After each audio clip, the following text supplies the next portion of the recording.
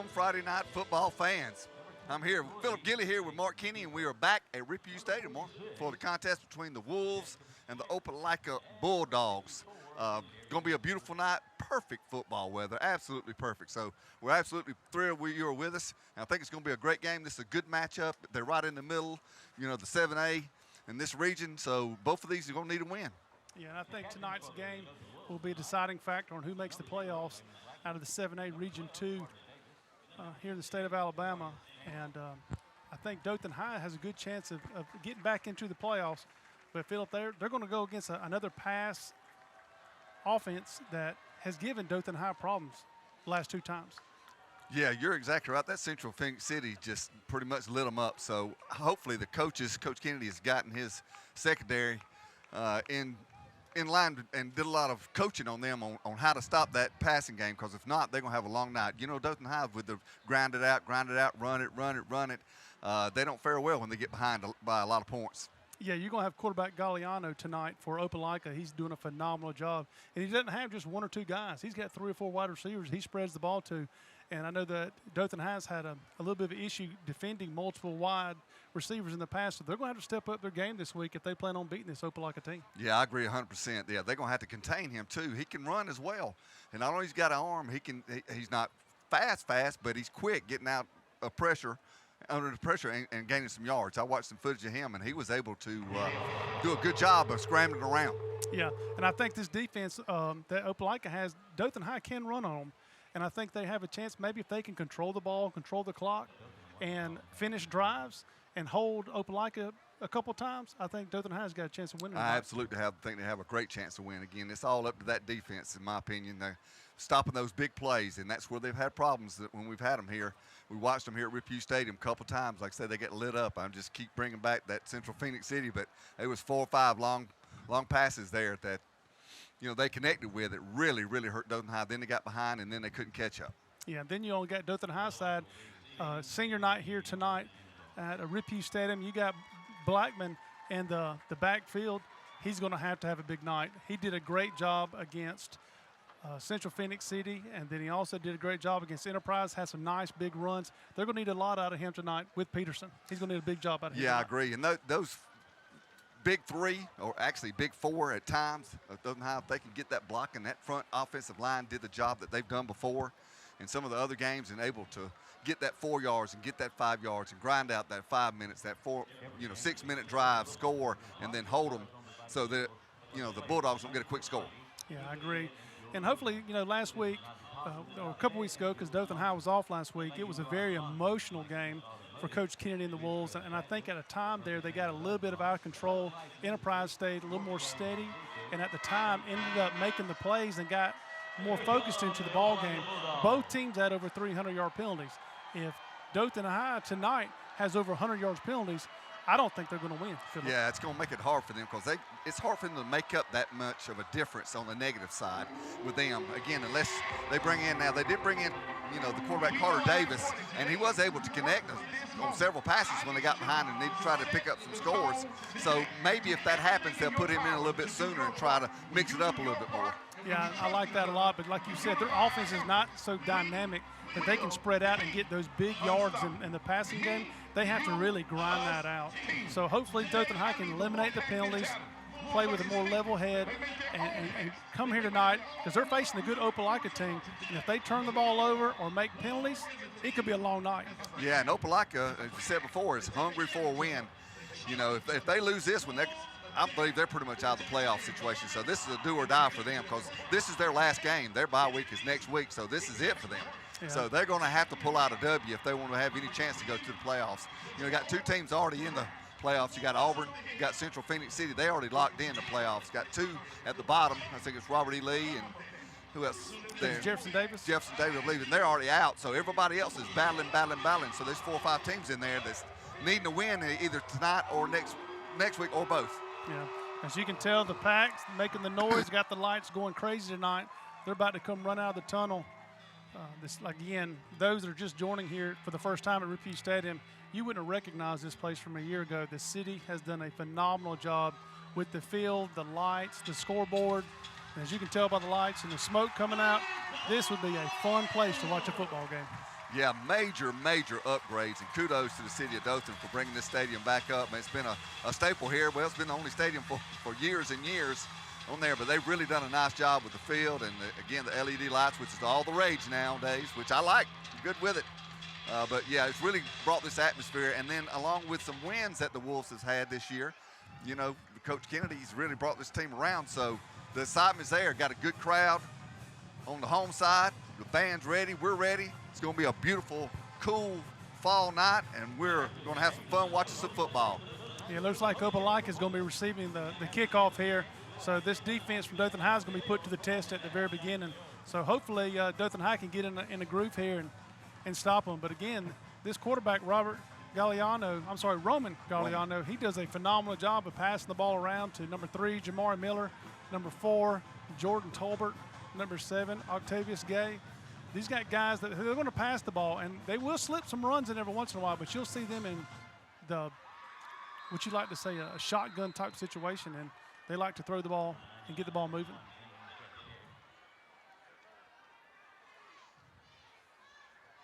Number 16, Sam Broadway. Oh, sorry, number 96. Set the kickoff for the Wolves. It's Wesley Farmer. We got this game underway.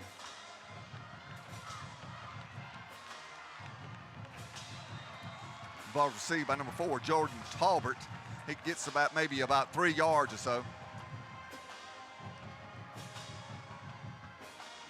All right, welcome TV audience. Philip Gilly along with Mark Kenny here at Ripview Stadium for the contest between the Opelika Bulldogs and the Dothan High Wolves. Dothan High has just kicked off, so the Bulldogs will have the ball at their own 31-yard line to start this first possession. It was a nice pooch kick. Looks like they're going to start on about their own 31. Tackle starting off by number 19, Zach Walker, for the Dothan High defense. As we said earlier, you can see the spread. Got trips on this side, got a single on the far side, a single setback with the quarterback. So they're looking to start throwing the ball first play out of the box. And again, it looks like another player got pulled off, not having his knee pads down.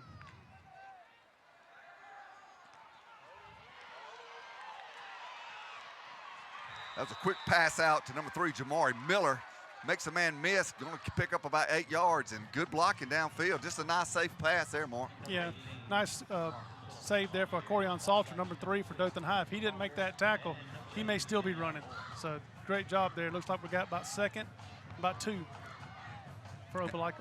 I'm sure the Bulldogs have watched films on how the Wolves have struggled a little bit, so they're coming out throwing the same exact play, just the opposite side of the field. So that pass was to number 23. That was Caden Cooper, and he's going to pick up the first down at about the 44-yard line. Yeah, nice tackle by Kyle Smith there for Dothan High. You know, that's really a run extension play, just a quick pass out. Got 2 blockers in front of them. If they see the numbers out there, is in their advantage. If you look on the towards the sidelines here, you got 2 guard 3, so I would expect to see another pass possibly. Yeah, absolutely. It's almost like a long handoff. He fakes, he's going deep. Number 3's got a step, and the ball is caught, and it's going to be touchdown Opelika. And Mark, I hate to say it, but that's exactly what we talked about, is hopefully them stopping the big play. And there we go. We do have a flag on the play, but there's quick short passes. So he faked the short pass and then took it long, but right down the middle. Yeah, I think they may have them for legal procedure here. I'm not sure if they had enough men on the line of scrimmage. There's a flag on the play for Opelika. So it's a beautiful throw to Jamari Miller.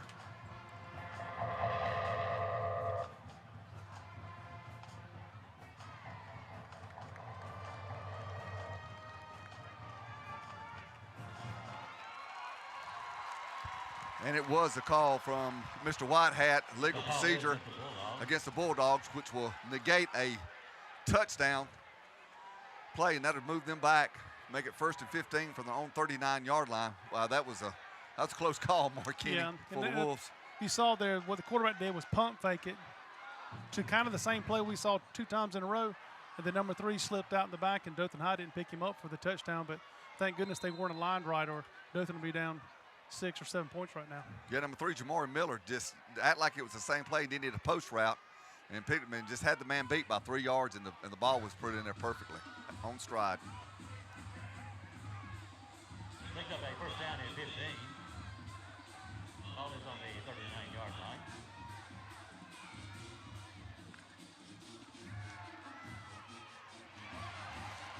Great defense there. That was that same place. Number 3, Jamari Miller, trying that same little quick out with 2 blockers in front, but Dothan High snuffed that out quickly. Yeah, Torian Wilson really did a great job of beating the block from the wide receiver to making that tackle. That was a great job by Torian there. To brings up, looks like it's going to bring up maybe about 17 here. Picks up a second down at 18. Yeah, he lost a couple yards on that play. That's great defense by the Wolves, not letting them get blocked out of position.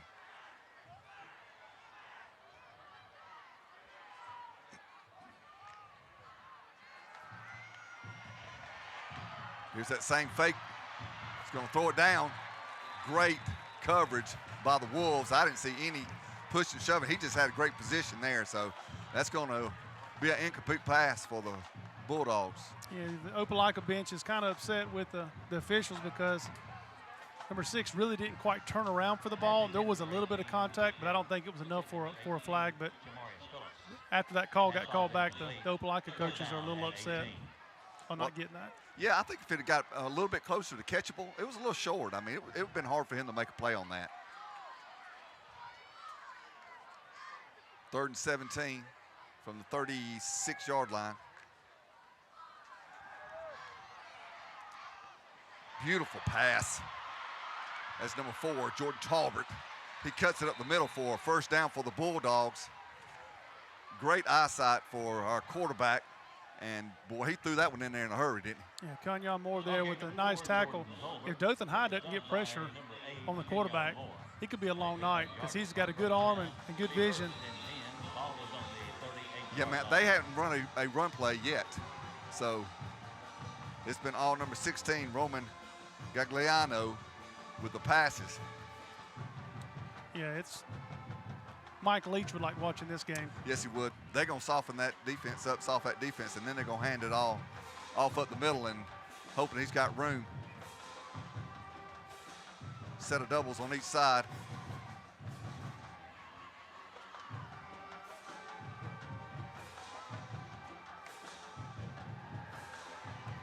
Dothan High try to bring a little pressure and almost intercepted, but number 3, Jamari Miller, actually out wrestled him for the ball because they were both right there together. Yeah, Kevion Dury there, number 7. He broke on the ball, and I thought for a second he was going to rip it out of his arms, but like you said, number 3, he did a great job of Jamari Miller snatching that ball back, and for about a 3 or 4 yard gain brings up, looks like about 2nd and 7. 8:50 on the clock with it ticking this first quarter. I want to welcome all our high school football fans. Thanks for joining us. Another across the middle pass to Jordan Talbert. He's going to get down inside the 10-yard line. There was a couple of flags that's thrown on the play, but he just did a little slant route and was hit in stride by number 16, Roman Gagliano. I think we may have holding here on Mr. Miller, number 3, at the very end of the play. But I have a feeling that what's going to happen is they'll still get a first down because it'll be 10 yards from the spot of the foul. But, again, I cannot remember a time I've gone to a high school game where they've run 9 or 10 plays and not even thought about running the ball. They ain't even thought about running. They faked it on that last play, but, again, I'm sure they watched film of how other teams have been able to throw on the Wolves, and they may just stick with that. And, you know, like I say, they got to throw a run in sometime. Yeah, you'll see an instant replay here. Catches him and gets down to about the 10-yard. See him holding right there. Just holding on to him about the 15-yard line. He threw the ball out. Then you see another flag come in right there at the very end. So. And both of those was unnecessary. It wouldn't have made a difference in the play. No, he was really running across the field. You're exactly right. That guy wasn't going to catch him for sure. But you're right, though. That still gives Opelika Bulldogs a first down at the Wolves' 25-yard line. Got a different quarterback in there. That was number 23, and that was a direct snap, and that was an all-the-way run. So that's number 23, Caden Cooper. So they mixed it up a little bit. They took Roman out of there, slipped in Caden, and with the direct snap and the Wildcat, he took it to the house, Mark. He sure did. It wasn't the quarterback. It was, like you said, it was the Wildcat. He's one of their top two tailbacks that they use and kind of faked it to the wide receiver to get the linebackers moving, and he took it right up the gut for a touchdown. So nice set of series here, plays for Opelika, and they look good here in that first drive. Dothan High's going to make some changes here to stop them. Bulldogs with the call Bob. Be cool PAT attempt. Little high snap, kick is up, and it's good. So with that extra point, Opelika goes on top of the Wolves 7-0 with 8:09 left in the first quarter. You'll see the fake here. Jamar Miller, number 3, 23, goes right up the middle and caught him off guard. That was a nice play called by the Opelika coaches, and they're up 7-0. Yeah, you can see the speed too there, and once he got out into the secondary, there was nobody going to catch him. All right, so the Wolves going to be on offense, so they're going to have to make some. They're going to have to hang with the Bulldogs. So whether it's a long sustained drive or whatever they do, they're going to have to hang in there on the points wise. If the Bulldogs keep scoring like that, they're going to be in trouble like they was against Central. Yeah, you're exactly right. And Roman Galliano's only a junior, but I tell you what, he looks nice and poised and looks like he's know what he's doing. So great job.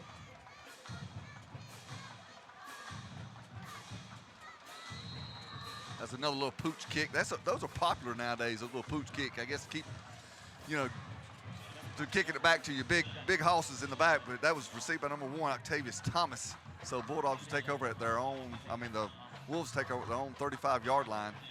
Yeah, I'm surprised they don't kick more deep either.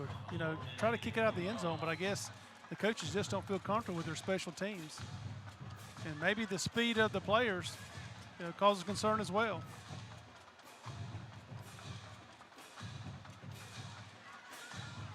So looking at the Wolves, Carter Davis is in as quarterback. I believe that's going to be movement on the Wolves. Yeah, it looked like everybody moved but the center. For some reason, he wasn't on the same count as everybody else. And it's supposed to be the other way around, ain't it? That's right.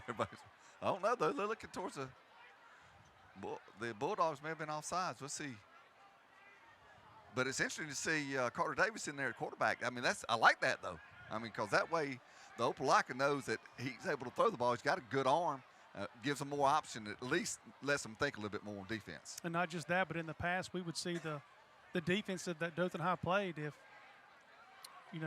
Blackman, Raymond Blackman is at the quarterback position, they all creep down to the line of scrimmage except maybe 1 or 2 guys, and there's 10 people almost in the box. When he's in there, you'll see the defensive back and linebackers kind of back up a little bit because that pass option is available. So we'll see the call here. It was legal procedure on the Wolves. So back them up 5 yards. So it's going to put them at their own 29-yard line, 1st and 15. We also got a sideline warning, looks like, for Opelika as well.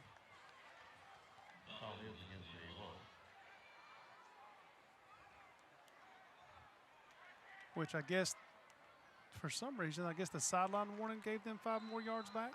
So it's still first and 10? 1st and 10. I don't know exactly what happened there, Mark, to be honest with you. Well, we're going. Got another equipment malfunction.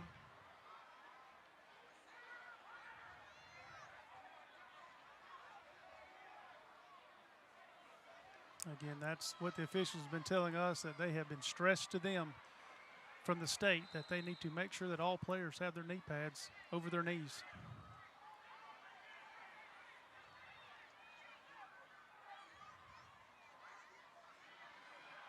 Nice blocking. Got some open field. That's number 0. That is Raymond Blackman. He's going to get all the way down. He's pushed out of bounds at about the 25-yard line. Nice play, and I think that's having Carter in there opens that up a little bit, but there's great blocking at the point of line of scrimmage, Mark. And one thing I liked, when he got about the 50-yard line, he had blockers in front of him. You're going to see on the instant replay here, nice play call, and he breaks right here. He's got guys in front of him, and he kind of waits for his guys. And he's waiting. He gets behind them, and he's trying to do what he can. Carter to give his lineman. End up getting a nice block there, but number 40 from Opelika, Andre Smiley, ended up running out of bounds. But nice first play of the game for Dothan High.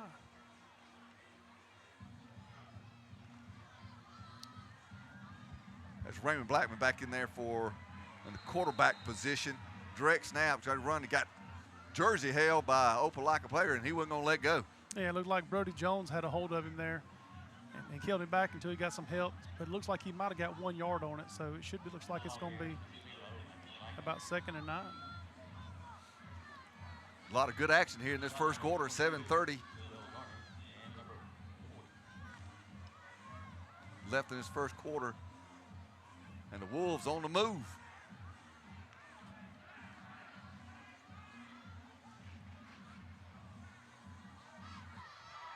There's that same play that Raymond got a big gain on.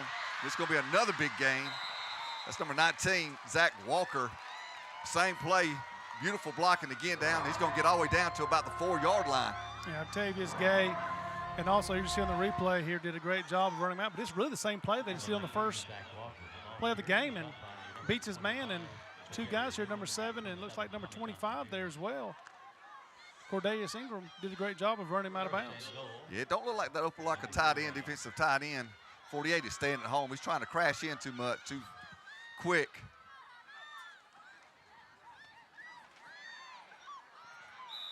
Number 0, Raymond Blackman, trying to weave his way up the middle. He stopped after about a yard gain, so it's going to be on the 3rd-yard line. So it'll be 2nd and goal on the 3. Yeah, Will Garner with the tackle there for Opelika. Looks like we got 2nd and goal coming up. Looks like so far Dothan's had the advantage on the perimeter and not on the interior, so maybe they'll be running something to the outside here, try to take advantage of their speed.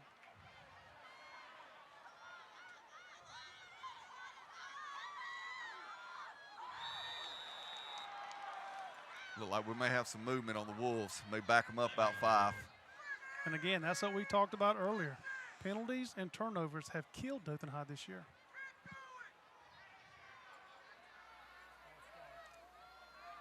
Second illegal procedure. Previous spot. Foul on this series for the Wolves. Going to bring them back to the 9-yard line, so it's going to be 2nd and 9 instead of 2nd and 3.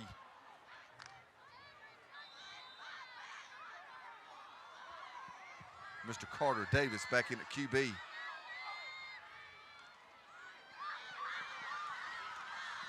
It's Mr. Raymond Blackman, number 0, with the run to the left side. And again, they're sticking with that play until it ain't working. So that got it back to about the 5, right inside the 5-yard line. So it'll be 3rd and 5.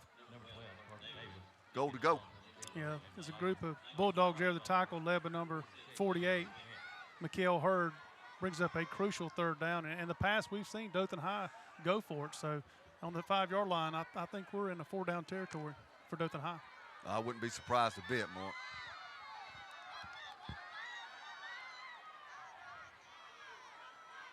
Octavius Thomas, the long running back. There's another whistle. A lot of movement over there on that defensive side of it, and it may have triggered another illegal procedure. Prior to the snap, false start on the offense. That's a 5-yard penalty from the previous spot. Yeah, Opelika Bulldogs doing some movement over there on the defense, kind of shifting folks around a little bit, and I think it's triggered another legal procedure, so that's going to back it up again. Be 3rd and 9 for the Wolves, and you said it again. I mean, that's just killing you. You're going two forward and 5 back.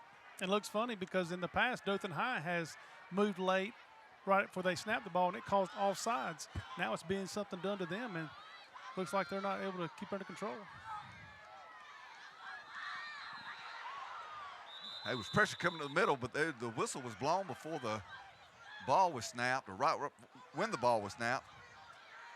I think we got a legal procedure again, looks like, or false start. Prior to the snap, false start on the offense. That's a 5-yard penalty from the previous spot. Remains 3rd down. Well, again, disappointing on the penalties. How many penalties is that now? 4 on just this series alone? I know 3 for sure. Could easily be 4. That's just, yeah, again, a lot of that is correctable. These are not hustle plays that you get called flag on. This is just not being disciplined before the snap. Third and was goal. Now it's at the 15. It's going to be a double pass. And then it was blown up by the Bulldogs. It was a double pass. It's going to go to Raymond Blackman. He was going to try to go to the end zone, trying a little trickeration there, but Opelika Bulldog was having none of that, Mark. Yeah, Jacob Smith got in on him quick, number 46. Kind of jumped up and kind of messed up with Orlando's throw, and then came down and had a hold of him. And I can say there's not too many guys who brought him down with one arm this year. That's a nice job done by Mr. Jacob. So that's going to bring up the Wolves with a long field goal. Going to be kicking it from their own 37-yard line.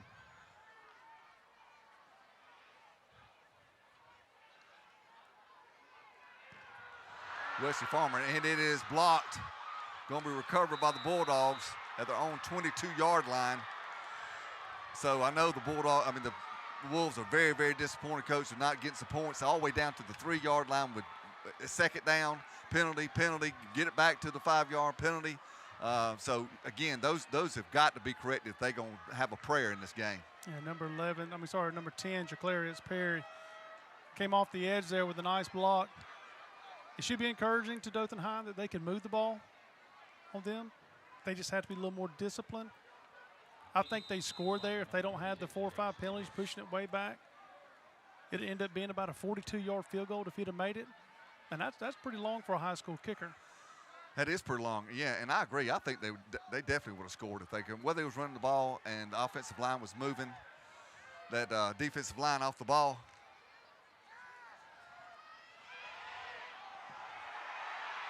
And the Bulldogs trying another long pass. It was intended to number 3 again, Jamari Miller, and they see something that they can beat this secondary. So first play of the series, and they're way back in their own territory and try that long pass. And if he didn't have pressure, I think he'd have probably made that pass. I think you're right. Kevion Dury, number 7, you see him on the screen there, did a great job of staying with his man and knocking away at the last minute about getting a flag. They need more of that from the secondary here at Dothan High tonight. Yeah, that's going to be the way they stop this Bulldog offense, and getting some pressure on Roman is one of the ways to do it. Just be careful. Don't let him get them legs running. That's that same little crossing route to number 4, Jordan Talbert. Thankfully, he missed it because maybe not the best of throws, but he should have caught it. Yeah, Kanye Moore kind of messed with him here, seeing the instant replay. Nice route, slant right to the middle of the field. Number 8 comes in there, and I think kind of messed with his attention and his hands a little bit and kind of broke the play up. Big 3rd and 10 here for Dothan High defense against Opelika. Bulldogs still have not had a running game other than the Wildcat. Touchdown. Bulldogs look to the sideline, getting another play in.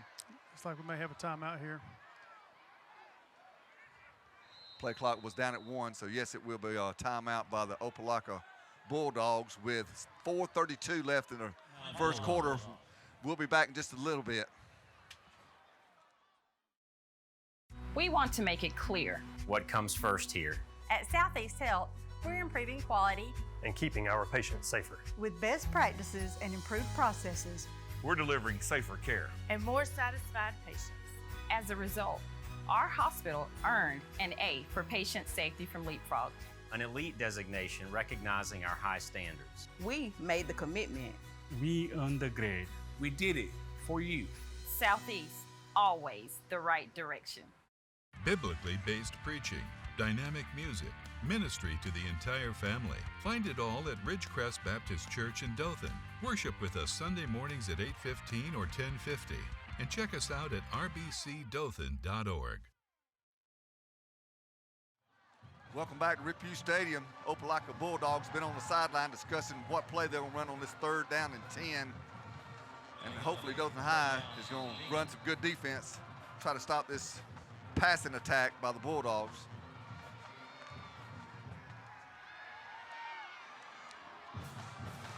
That was pressure, not much pressure for Roman, but he still overthrew. Great coverage. Again, thank goodness that Dothan High shored that up a little bit. Yeah, you know, those that watched the game last week between Alabama and Tennessee, it just shows you if you have a very good passing offense, the defense that you play against, you can move the ball if you got a good quarterback. And Mr. Galliano for Opelika so far has really been on point and hit his passes where he needs to. And they're going to have to put pressure on him because if you just leave him back there, I think he's going to make plays all night long. But Dothan High did step up that set of downs and did a good job. Number 64, Zon Henderson. back to kick the ball for the Bulldogs. Got Mr. Raymond Blackman back for reception on the near side. And I believe that's Octavius Thomas on the far side.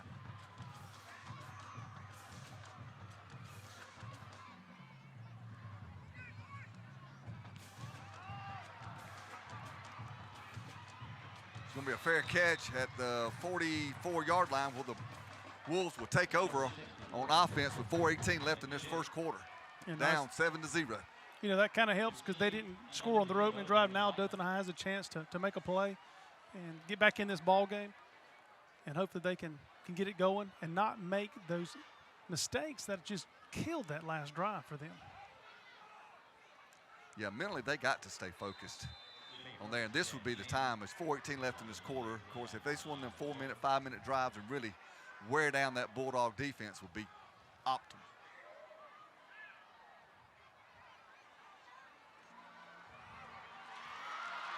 Nice hold for number 0, Raymond Blackman. Going to push it all the way down inside the 40-yard line, getting into Bulldog territory. Good blocking again downfield, Mark. Yeah, you're going to see Will Garner here. Mr. Raymond Blackman, number 0, he kind of comes out of nowhere, you'll see, behind his man. And then number 22, if he didn't make this tackle, he's still running right here. That's a nice tackle by Will Garner. Almost a face mask there, too. Sure was. So the Wolves at the Opelika Bulldog 40, first down. It's number 5, Tamarion Peterson, bringing in some fresh legs. He's going to get 4 yards. That's time to run to that right side. They've been picking on that left side of that defensive line. This time they went right and got some more success on that side. Yeah, Will Garner again with the play. Make a good play. Now, if you'll watch on screen, you'll see that Opelika defense now. They are creeping down to the line of scrimmage. They may have 1 or 2 guys further than about 8 or 9 yards, but most everybody else is within about 5-6 yards. Great run right there. Nice spin off a tackle by number 0, Raymond Blackman. Going to get it down for another Wolves first down. You know, that little spin move, we've seen it work in games past, that little spin to handoff, fake handoff, and then him take off, and it worked again. Yeah, Will Garner again. He's going to pay for sponsorship. We called his name out this many times. Wolves at the 24-yard line, 1st and 10. That's number 5, Tamarion Peterson again. He's going to push his way down by 4 yards, 5 yards. He's going to make it almost 6 yards, make it 2nd and 5. Looks like they're doing a little huddle up here after the tackle by Andre Smiley. Doing a little NASCAR there. That was handoff to number 19, Zach Walker. He is wrangled up by number 46. Big arm come out there, and he didn't go nowhere. No, he sure didn't. Looks like the coaches may have figured that out. That's Jacob Smith with the tackle. The Dothan High player has to come off because he lost his helmet. But this brings up, looks like about 3rd down and about 6, which again, I think we're in 4-down territory for Dothan High, so I wouldn't expect a pass here. I would expect 2 run plays to try to get that first down. Yeah, the Wolves don't need to stall here again. 2:43 left in this first quarter.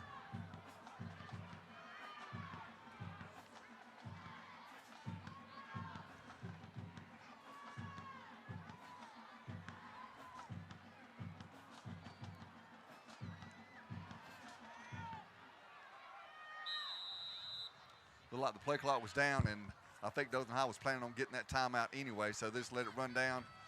And they're going to take a timeout and talk about things with 3rd and 6. They want to be sure they got the right play in for the right defense and hopefully generate some points before this first quarter's over with, Mark. Yeah, I think they're going to have some other guys step up. Right now, Dothan High has a total of 106 yards, and Rondo Blackman's got 81 of the 106. Tamarion Peterson, he's going to have to step up. And you also got number 22, A.J. Alexander. Those are some guys that we're really going to need to see to show up and make some plays.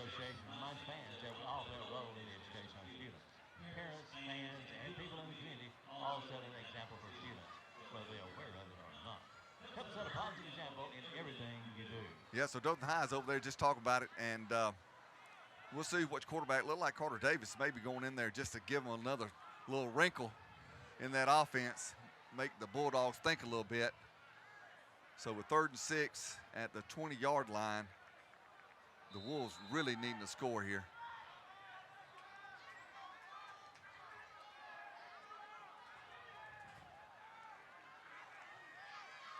Got an overload on the right side. Good protection for Carter. Got a man open. And that is number 0, Raymond Blackman, and he's going to catch it, and he's going to push his way down. If he don't have a first down, he's right at it, Mark. Yeah, I think he might be just short of it, but it's going to be definitely 4th and less than 1, and I think that they got to play. That's a nice thrown ball. He actually threw it over the defensive back. You'll see that the throw here. Great camera angle from our guys. And you'll see him throw it right over the guy, number 8, and right on top there to not a nice tackle there, but number 21 there for Jalen Peters. Yeah, that big offensive line of the Wolves did a great job of giving him protection long enough for that play to develop. Big shift by the Wolves. Again, I think we've got another false start on I didn't see a Dothan High, and that's going to be huge if it is, because it was going 4th to 1, now to 4th and 6.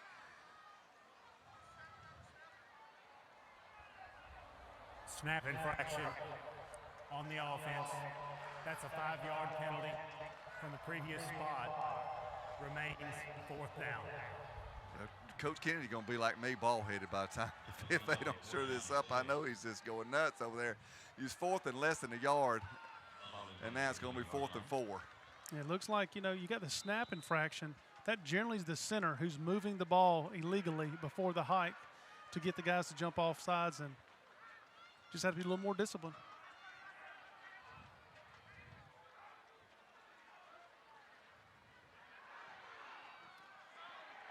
Dothan High spread it out a little bit.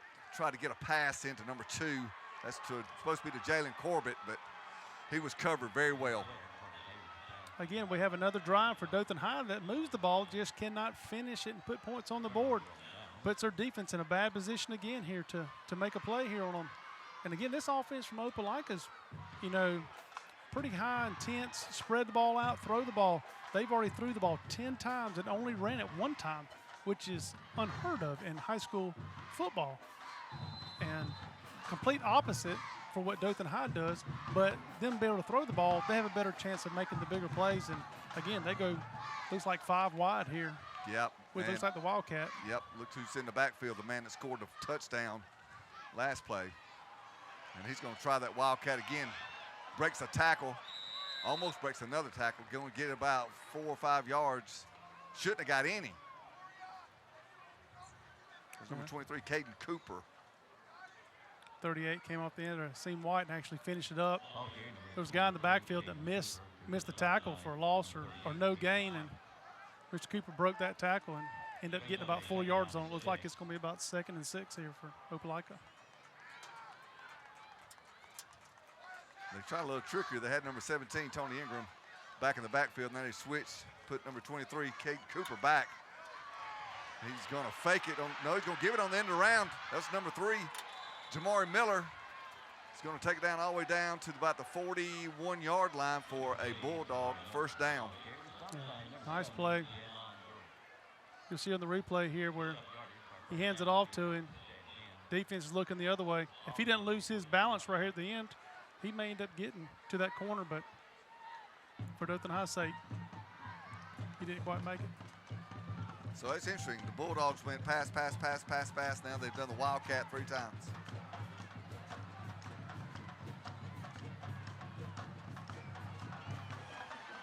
They're going to stick with that Wildcat.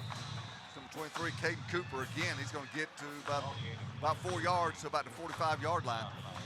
Yeah, nice tackle by number 41, Talon Rivers. We'll be back here for the start of the 2nd quarter. Are you looking for a great place to eat? Come by Hots Deli, where we pride ourselves on our fresh-cut fruit and vegetables we use for our menu. We bake our bread and chicken fresh each day and have one of the largest gluten-free menus around. At Hots, we offer sandwiches, salads, soups, wraps, pizzas, wings, and our customers love our homemade chicken salad and fresh-made sides. Don't forget to try our baked fries or seared tuna. We have something for everyone, family-friendly, and service with a smile. Hots Deli, 180 Westgate Parkway, and remember, get baked, not fried. Biblically based preaching, dynamic music, ministry to the entire family. Find it all at Ridgecrest Baptist Church in Dothan. Worship with us Sunday mornings at 8:15 or 10:50. And check us out at rbcdothan.org. Better morning start with News 4. Thank you so much for starting your day with us. I'm Justin McNelly. And I'm Kinsley Centers. This is News 4 this morning. Helping you plan your day. With forewarned weather. Wake up with us tomorrow morning with everything you need to start your day. Covering the wire grass all morning long. Even some fun along the way. Get up to speed. News 4, your hometown news leader all morning long. Start your day with Kinsley, Justin, and Amber on News 4 this morning.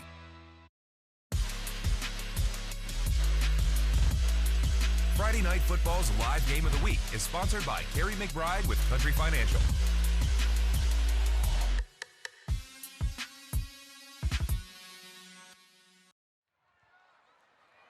All right, welcome back. We have just started the second quarter.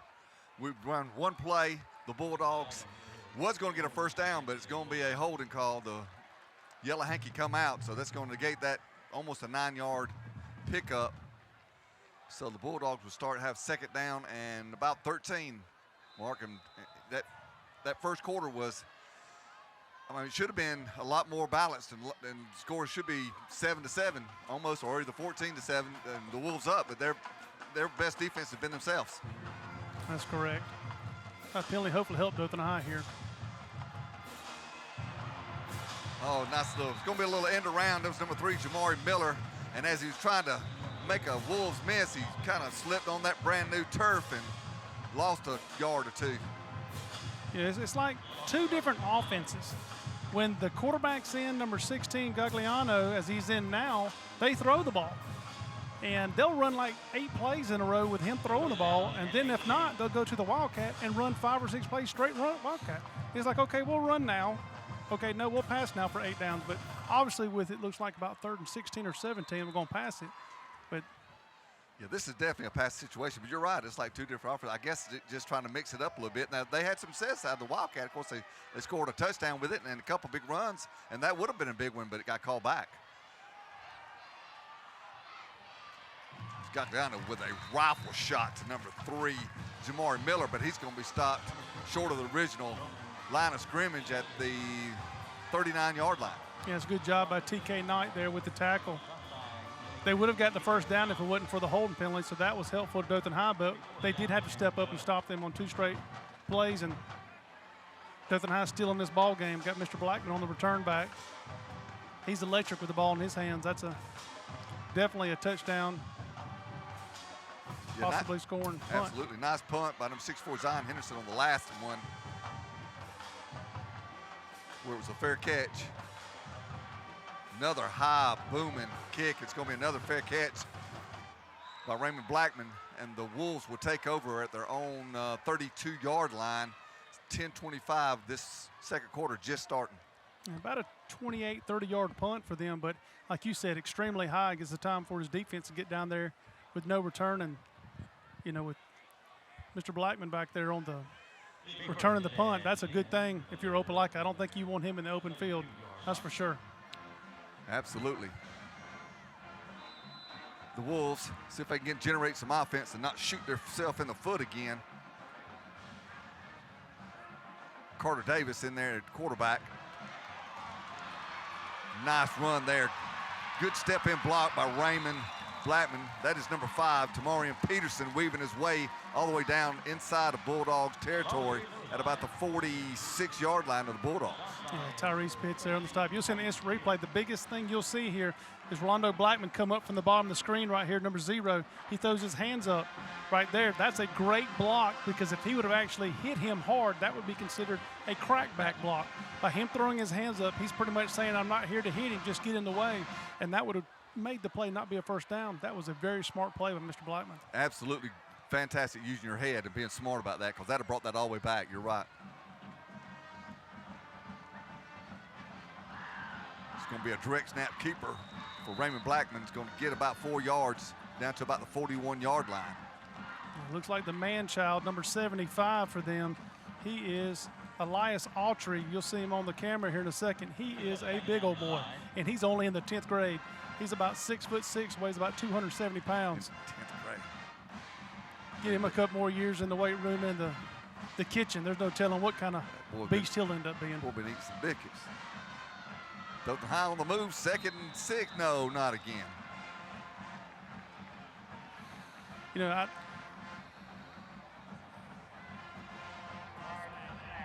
False start on the offense. That's a 5-yard. this reminds me. The previous spot That's 2nd down. That's creeping up on 7. And again, a nice play, nice move's going to negate all that.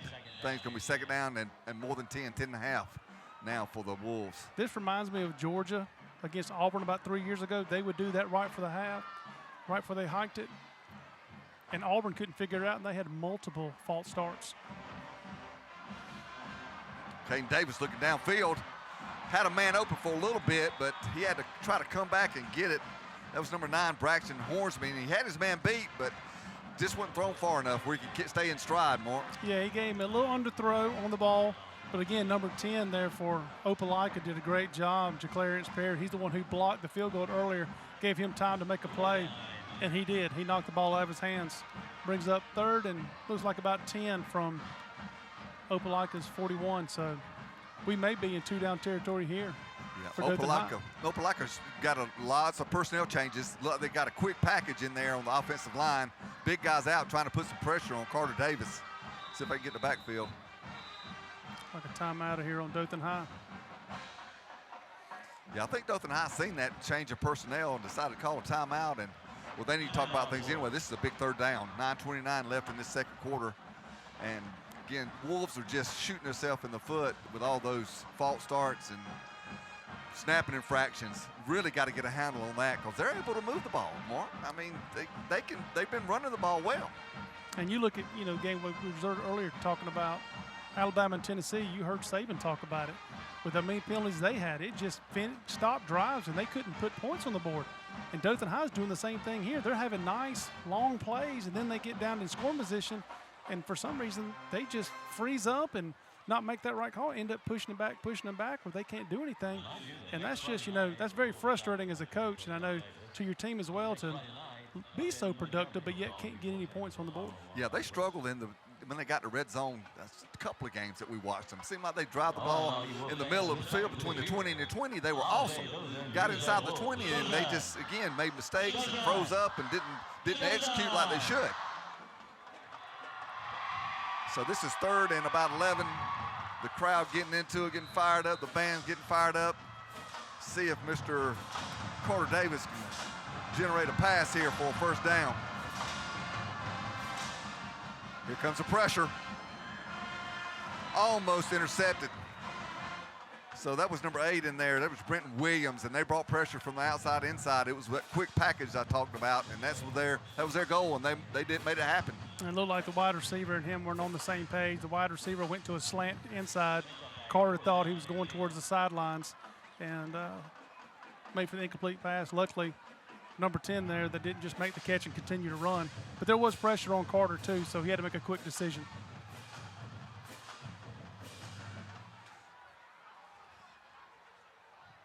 Number 3, Jamari Miller, back to receive this punt.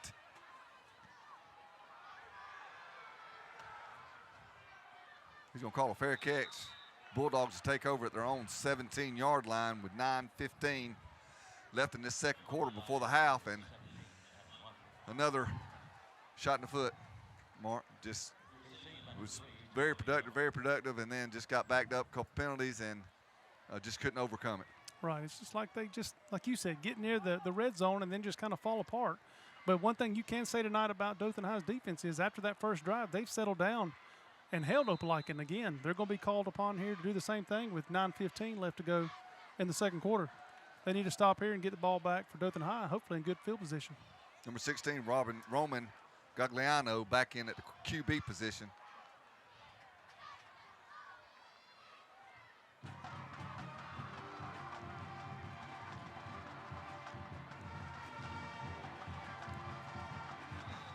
Nice little run. Gave him about 5 or 6 yards. So that was number 20, Logan Sheridan.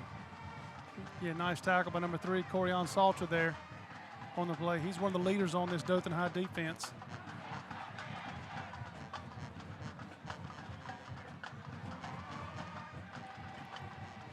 And I think that was that was almost the first handoff in the backfield, wasn't it, Mark, in this game? It was. It's going to be another handoff there. They're going to try the left side of that Wolves defense and able to generate another 4 or 5 yards. Going to be 3rd down and about a yard. If history repeats itself, we'll probably see about 5 or 6 more runs just like that, because it seems like they call the same plays over and over again once something working, and we'll see. The Wolves need to be careful here. Don't get beat deep.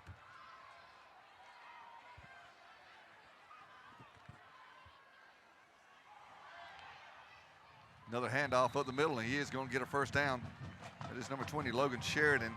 No, I think actually number 20, Ja'Cory Thornton. There's 2 number 20s. I got one on defense, one on offense. So I think that's my mistake. I think it's Ja'Cory Thornton. Again, they ran 3 same plays again. 1st and 10 from the 29. The Bulldogs, 7:46 and ticking. Left in the 2nd quarter.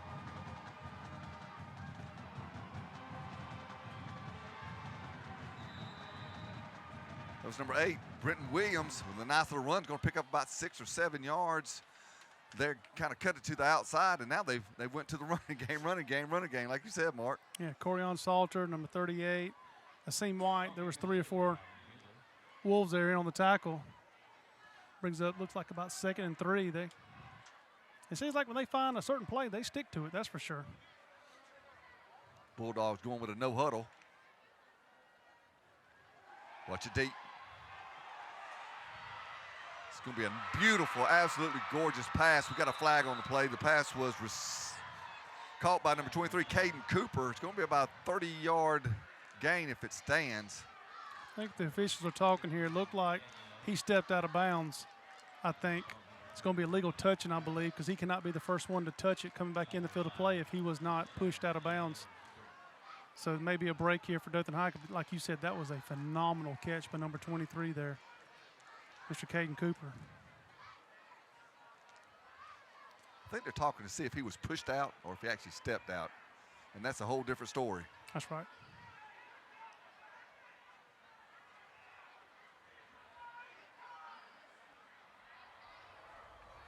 Illegal participation on the offense. That's a 15-yard penalty from the previous spot. Remains 3rd down.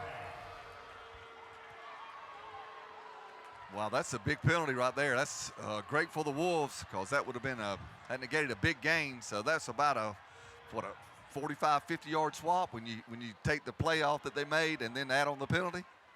Yeah, that was a huge 10-yard penalty. I thought he said 15 yards. He said 15. Yeah, okay, they stopped there. I didn't realize that it was a 15-yard for going out of bounds and coming back in. That's interesting.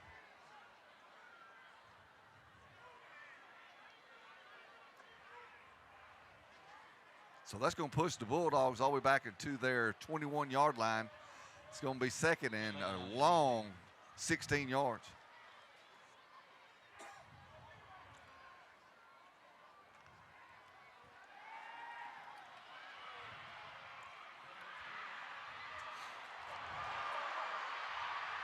Got a flag on the play. Bulldogs setting up the screen, letting everybody come through. Almost a great open field tackle by the Wolves, but still, though, they was only able to get back to about the 25-yard line, but there's a flag on the play. I think we're going to have a face mask here on Dothan High. Corian Salter went out there and did a great job of holding him up and only got about 4 or 5. He stopped by number 31.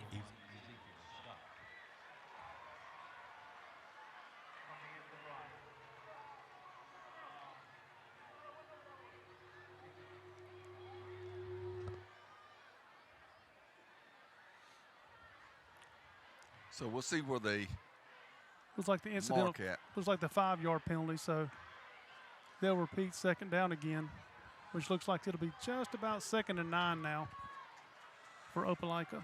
So obviously that was not flagrant. It was just accidental. Just kind of grabbed it and keep holding on and jerk his head around. So only get a 5 yards. So it's going to be 2nd and 9.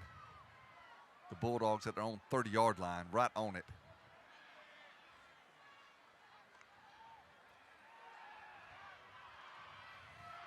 Just another on the dime pass to number 3, Jamari Miller. I mean, he hit him right as on the cut. Yeah, looks like here to number 7, Kevon Dury made the nice play. You'll notice what it looks like. A lot of times what they're doing is bringing like a bunch package on one side of the field and letting their wide receiver go one-to-one on the other side. And right now, Opelika's wide receivers are doing a good job of winning that battle. Yeah, number 3, Jamari Miller with 3 receptions for 18 yards. And they're bringing in the Wildcat package, and the Wolves were ready for that. That was number 23, Caden Cooper, and he may have got 1.5 yards. Yeah, Marcus Myers came up there and made a great job. Nice tackle to eliminate stop, and they got some help from some of his buddies. Number 49 finished him off there at the end, but that's a good stop for Dothan High on first down. They need another good stop here to make this a long third down play. Had a flag on the play. Continue with that Wildcat. Number 23, Caden Cooper, taking the handoff, going to the right side. And if it stands, it will be a first down. They're holding up the chains. Says, wait a minute, we got to talk about it. Again, I don't think they have enough men on the line of scrimmage. Flag on the field. On the offense, that's a 5-yard penalty. Seems like they're just not getting enough wide receivers up on the line of scrimmage. They have too many guys in the backfield. That's hurting Opelika right now on that Wildcat play. That's the second or third time they've had that penalty in that formation. Yeah, they're pulling the Wolves on there. Get a long play, and it all gets wiped out by penalties, and they go backwards. So it's going to be 2nd and 14, 5:52 left before halftime. Dothan High need to hold on defense and get the ball back before half and tie this ball game up. Again, number 23 in the Wildcat, he's going to get back to the original line of scrimmage at about the 40-yard line. Almost a face mask there by the Wolves. A nice tackle by number 31, Ezekiel Scott. He is probably Dothan High's best defensive lineman, I would say. He puts the most pressure on the quarterbacks, and his number gets counted a lot. That's a nice tackle. This brings up 3rd and 10 for Opelika. Yeah, speaking of pressure, they need to put a little bit on Roman Gagliano here. Got double receivers on each side. There it is. Good job right there, bringing pressure right straight up the middle and able to sack him back at his own 30-yard line. That was a great play. Nobody touched him, Mark. Nobody. No, it was kind of like a delay blitz. You'll see number 3, Corian Salter, kind of wait a second. And then there he shoots in, and, man, Robert Galliano didn't have a chance on him. And nice tackle.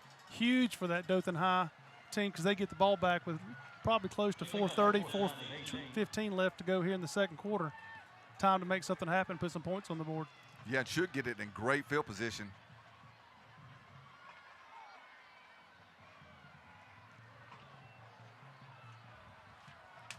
Going to be fair catch right at about the 36-yard line where the Wolves will take over with 4:24 left. Plenty of time to put some points on the board. Yeah, they've got to just clean up these penalties. And, again, Opelika's the same way. After that first drive, it seems like every drive they've killed themselves. So it hadn't been a very pretty game tonight, that's for sure. They just seem to not, just doing like they're supposed to. It looks like that Opelika's got 6 penalties for 50 yards is what they got. And Dothan's got 7 penalties for 35. So you're looking at 13 penalties already in the first half. That's just sloppy. And most of it's been all on the offense. So it's defensive players not doing much. It's just mainly the offense not doing their job. Carter Davis fakes. He's got pressure. He's going to let the ball go. And if that's a catch, it's going to be a good one. Because he had to let that ball go a little bit early, and it was thrown on the outside of the Wolves player. And he did catch it. That was the tight end. And that was a super catch. Yeah, that was a great throw by Carter Davis, too, because he had a bulldog in his face right when he let it, and he really let that ball go before the wide receiver made the catch. Jaden Taylor there made a great job on the catch, and he hadn't even broke out of his route yet, and that ball was all in the air. That's just because the Opelika defender was in his face. So the Wolves knocking on, getting into bulldog territory at the 49-yard line, 3:53. There's that little spin move right there. This nice move by Raymond Blackman, making people miss.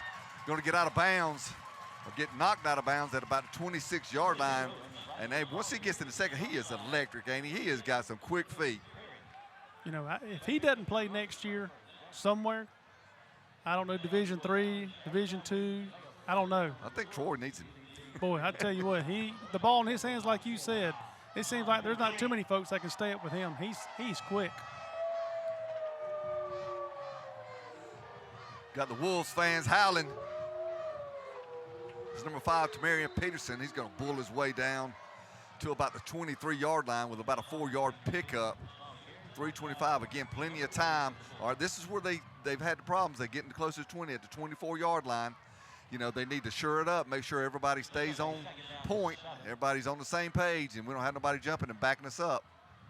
Yeah, there's roughly 3:08 left on the clock. Take your time. There's plenty of time, and execute. Finish this drive, exactly. Execute.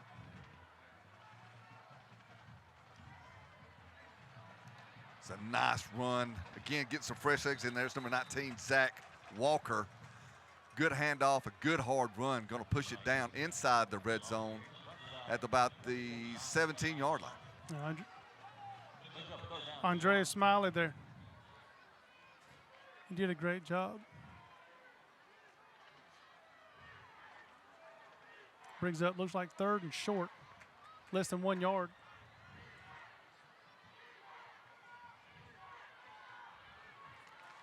Direct snap, good blocking up front. They're going to get that first down easily. That's Tamarian Peterson again. Going to push it down inside the 15-yard line. You know, also, if you're Dothan out here, take your time. There's 2:20 left. The clock stopped now, but Mr. Gagliano on the other side, he can sling the football. And he doesn't need much time to get down the field. So, and Dothan High gets the ball to start off the second half in the 3rd quarter. So, usually that's your advantage. There's about 2:05 left on the clock, and they're doing a great job of moving the ball. Love the way they're mixing up. Got Carter Davis in there now. They've had Raymond Blackman in there, and they've had, you know, several quarterbacks, and really keeping the Bulldogs guessing that was a high snap, and he's going to fall on it. Well, Raymond Blackman trying to make something out of nothing, but he's going to eventually get tackled at about the 36-yard line. Again, mistake. Got down inside the red zone again, and a high snap has drove them back to the 36-yard line almost with 1:41 left. Yeah, and he's got to get all the way down to the 5-yard line. So it must be a flag on the play because the officials are talking. I don't see the flag.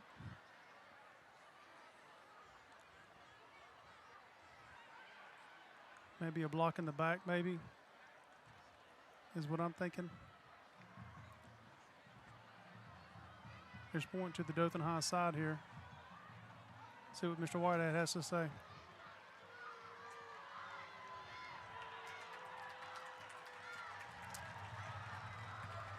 We have a dead ball foul. Sideline interference on the defense.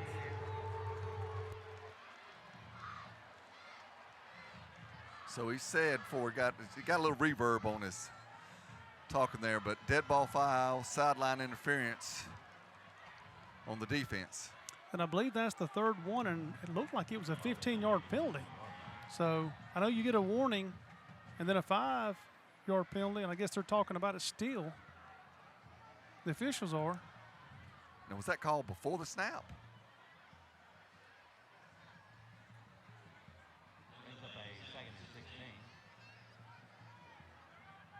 Now, for when the ball is now, it's going to be on the 21-yard line. It's going to be 2nd and 16 for a first down. It's got to get inside the 5-yard line for a first down, and they're still doing a little bit of fussing and discussing.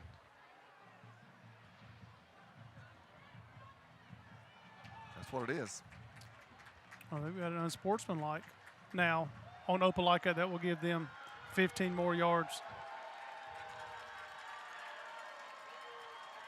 So Dothan High is very fortunate on that missed snap that would have made easily 3rd or 2nd and 30 easily. Now they're back to 2nd and about 6, it looks like. I think Opelika, has just took a timeout. So, yeah, I think the coach is going to want to talk this over with the officials. So while they get a timeout, we're going to go to commercial. We'll be back. 1:41 left in the second. Are you looking for a great place to eat? Come by Hots Deli, where we pride ourselves on our fresh-cut fruit and vegetables we use for our menu. We bake our bread and chicken fresh each day and have one of the largest gluten-free menus around. At Hots, we offer sandwiches, salads, soups, wraps, pizzas, wings, and our customers love our homemade chicken salad and fresh-made sides. Don't forget to try our baked fries or seared tuna. We have something for everyone, family-friendly, and service with a smile.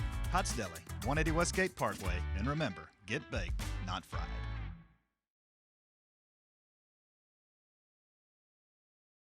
Dothan High Wolves, the Opelika Bulldogs took a timeout after getting a couple penalties. They got a sideline penalty, and then they got an unsportsmanlike conduct penalty. So instead of the Wolves being all the way back to almost a 39-yard line, they're back to about the 16-yard line. So, and that's, I believe, second down. And it's going to be about 6 yards for a first down and probably another 5 yards, so 11 yards for a touchdown. So 141, still got plenty of time on here, but they need to, again, finish in this red zone more. That's exactly right. And they just kill themselves, it seems like, every week. When they run a clean play, it's almost positive yards every time. The only time there's a negative play is whenever they just don't do like they're supposed to, and they make decisions. And I'm not sure exactly what happened with the coaches on the sideline. I know that's about their second or third sideline warning. And I think the coaches wanted to call a timeout and try to figure out what the deal was, because they were all excited there after holding them. Next thing you know, they've lost about 25 yards in penalties. Number 1, Octavius Thomas in to do the quarterback duties. No, I'm sorry, that's Raymond Blackman. He's going to push down to about the 6-yard line. Well, the play is stopped. So it's going to be third and about 2 yards for first down. Yeah, looks like number 2 there for Opelika with a nice tackle, Vincent Duty, but the problem there he had there was he continued to talk, and looks like he almost got a penalty. Brings up crucial 3rd and 2 here for Dothan High.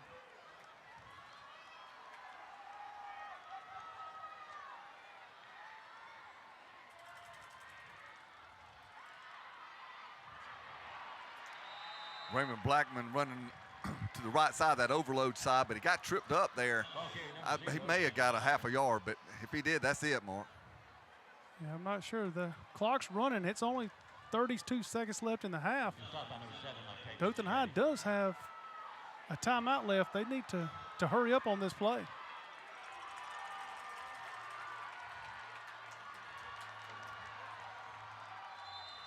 It's a direct snap to Raymond Blackman again, and he follows number 1, Octavius Thomas's blocker, and that is going to pick up a first down with 16 seconds left.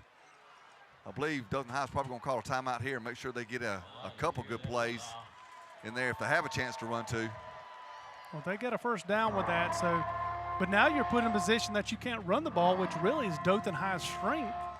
So there's enough time to run 2 or 3 pass plays, but you have to make sure the ball's in the end zone or you get out of bounds. If not, they will not be able to get another playoff most likely. Yeah, they don't have a timeout. This is the last timeout, so they can't stop the clock unless it's an incomplete pass. So 16 seconds, Bulldogs up 7-0 over the Wolves here at Rip U Stadium on a beautiful night in the Circle City. Thank you. It's been an entertaining first half. Been a lot of penalties, a lot of mistakes made, and some big plays, but it's been very entertaining. So yeah, Dothan High is doing a good job, and in the past couple of weeks when we've had them situations like this, they haven't been able to finish plays. So this week they've got a chance to kind of correct that and go with it. Right now they've got 173 yards in offense and 35 yards on penalties. So they've got a chance to make a difference here. But again, they have to remember, and I hope Coach Kennedy told them, get the ball out of bounds or throw it in the end zone, because you definitely want to leave at least with 3 points on the clock, because you are getting the ball back to start the second half. Raymond Blackman continues to be in there at the quarterback, so they got the right side overload package, and that's where he's going to go. And he's going to score. Yes, he did. The Wolves score with 9 seconds left before the half. The Wolves have struck pay dirt, and that's what they needed to do, Mark. Yeah, I think it's very fortunate there because it looked like he was stopped at the 1. Great effort by Mr. Blackman to kind of reach out and get that in, because I'm afraid if he'd have gone down at the 1 with just 9 seconds left on the clock, they would not have got another playoff. Yeah, huge play, and he's been the man this half. He's got 14 carries for 97 yards, so he's almost got 100 yards in this first half.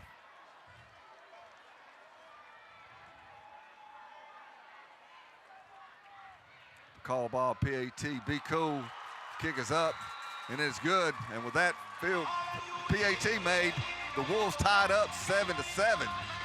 Watch this instant replay there. He just never gives up. He's tackled before the 1 by number 48, or hit by number 48, but he just drives those legs for a touchdown. Yeah, number 48 did a great job there, Mr. McHale Hurd, and I thought McHale held him out, but Orlando Blackman did a great job of kind of leaning and lunging forward and extending that ball out and getting it in. And that was all hustle for him, and that's impressive. That's for sure. Yeah, that gets the Wolves side of the bleachers fired up. So I'm sure this would be a high little pooch kick just to make sure that nobody runs it back for a touchdown with 9 seconds left. I'm sure to go to the middle of the field, somewhere around the 30-yard line.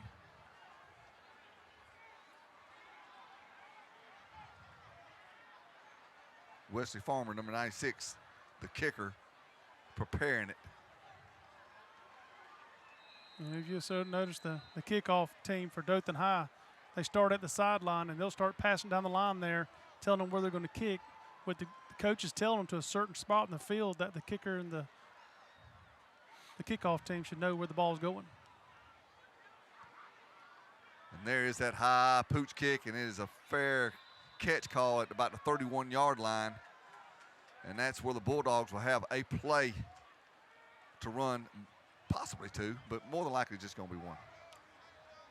With the way they run their offense, I wouldn't be surprised if they go 5 wide, try to hit something in the middle of the field, get down quick, call a timeout, and then possibly do a Hail Mary. They do have enough time to do that, but you've got to be quick on that first pass. You cannot run around in the backfield or the clock will run out on you. The Wolves in their prevent package, everybody back. Got a safety all the way back at their own 40-yard line. Look like they're just going to take a knee, Opelika Bulldogs, then they are. So that's going to run the clock out. 4, 3, 2, 1. So that is going to be the end of the first half with a tie score. The Wolves finally execute and put the ball inside the red zone and didn't shoot. Well, they had a little help, though, from Opelika, so we don't care. Yeah, the opposite, like we talked about before, Dothan High kind of hurt themselves. This time they had help because it seemed like the sidelines and also maybe the coach on the other side and the players on the field kind of, after a big play, moved it down to the goal line. But starting out the second half, Dothan High gets the ball.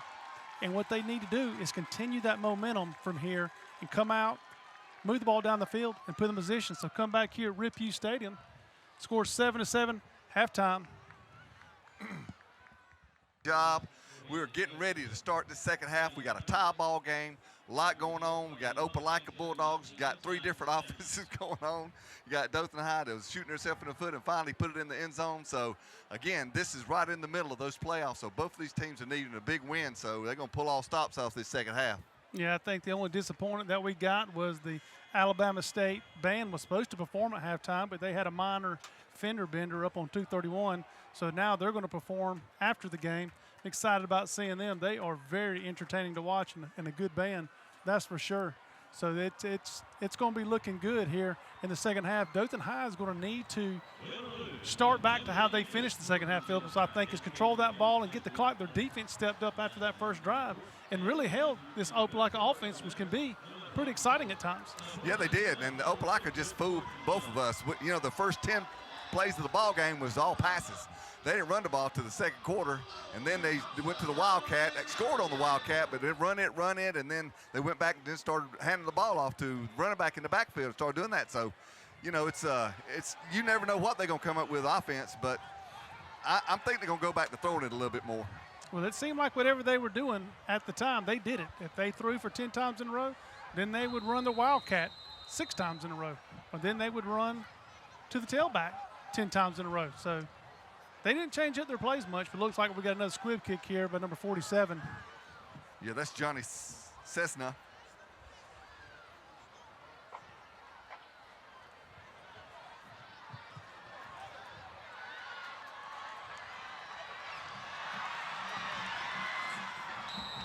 Ball is picked up, going to run back to about the 21-yard line for the Wolves. Will begin this second half. That was number 7, Kevion Dury with the run back. He got a few yards, but again, it's starting at 21-yard line to see if Dothan High can continue that momentum they had right, at the end of the half.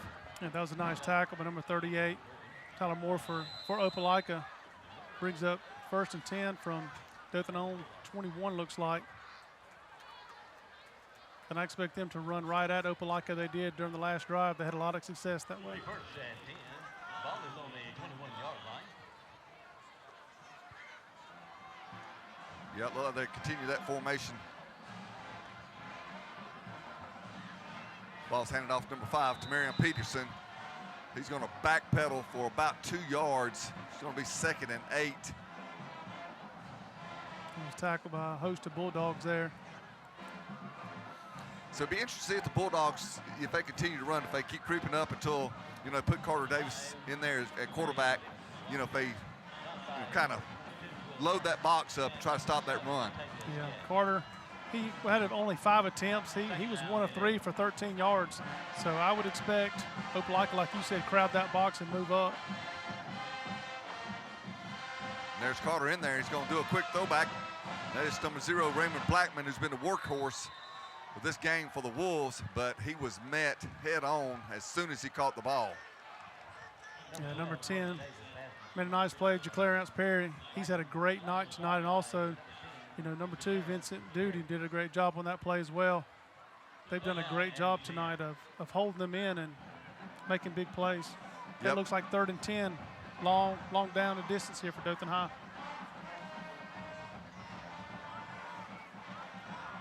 The Wolves going to spread it out a little bit. Double wide receivers on each side. Single quarterback back there, Carter Davis. He's going to throw another quick one. It's going to be another try to double pass. He's got a man open. That was number 5, Tamarion Peterson.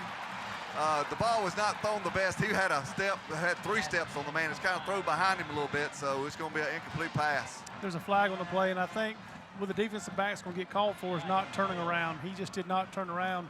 If he turns around, I don't believe the flag's thrown. It was pretty close, but on the defense. That's a 15-yard. But Dothan High got fortunate there. Results in the first. You see the instant replay here. It's a double pass to Orlando, and then just kind of shortens up. He almost just barely, a little bit before there. It's a good call by the official. Well, the problem was he had to make up so much ground because he was beat. There was nobody in the area, so he had to make up. He had so much momentum. There's no way he could stop. And another thing, the coach doesn't mind the 15 yards. Yeah, instead of a touchdown, exactly. Looks like we may have another pre-snap penalty here on.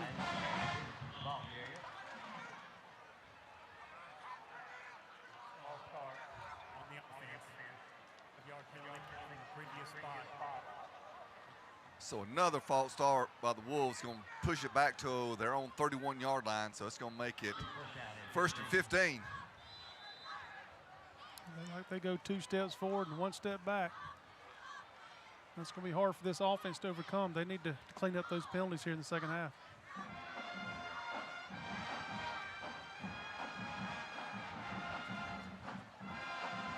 Carter Davis looks to the outside, overthrows his man. That's number 2, intended for Jalen Corbett, but just too much mustard on that one. Well, it looked like when Carter stepped back, quick step, he was looking for Orlando Blackman, but Mr. Blackman went on a go route. So then he had to stop and try to hit the wide receiver out on the flat, and it was just a little high for him.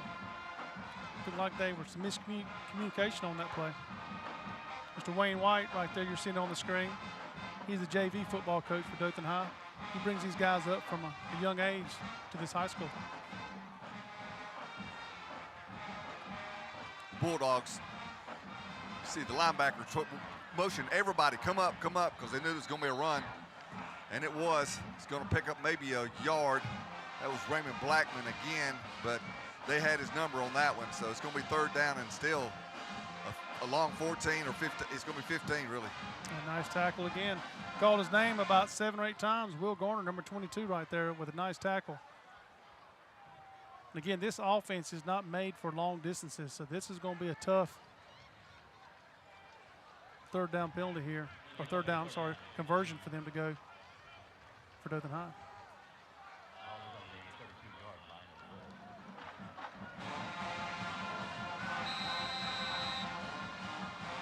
We're going to have a timeout by the Wolves there. They're going to talk things over with a 3rd and long for a 1st down. Don't want to give the ball to Opelika inside too much territory. So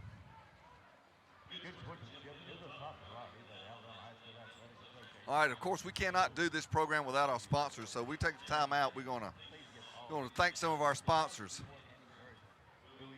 Clear to Close Group for all your real estate needs.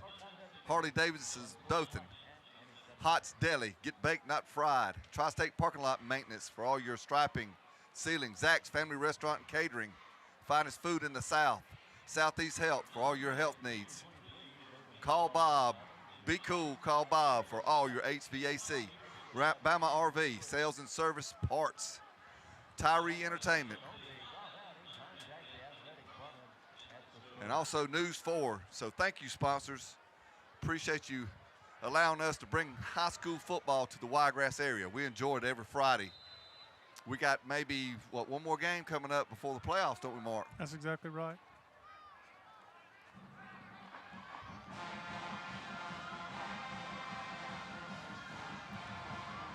Going to be a handoff off the middle. Going to get back to the original line of scrimmage or close to it.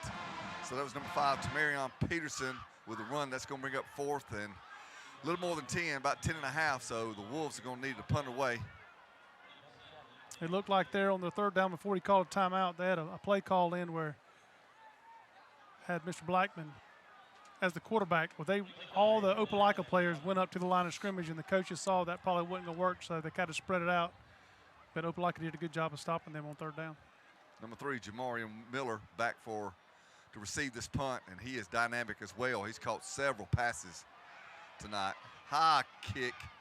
It's going to take a Wolves bounce all the way back to about the 20-yard line of the Bulldogs. That's where they'll take over with 8:36 left in this 3rd quarter. That's a good, nice punt.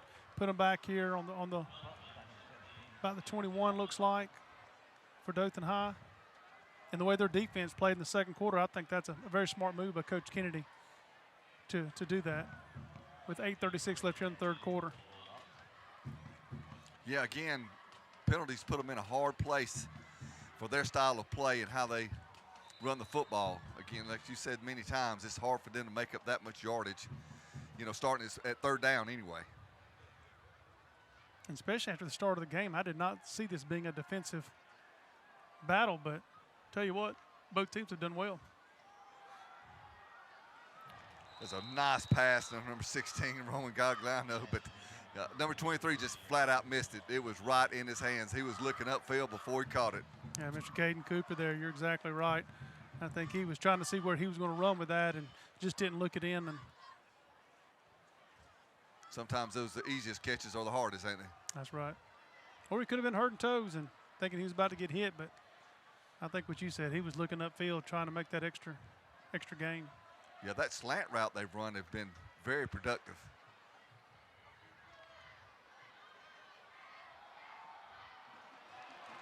So he's got a handoff.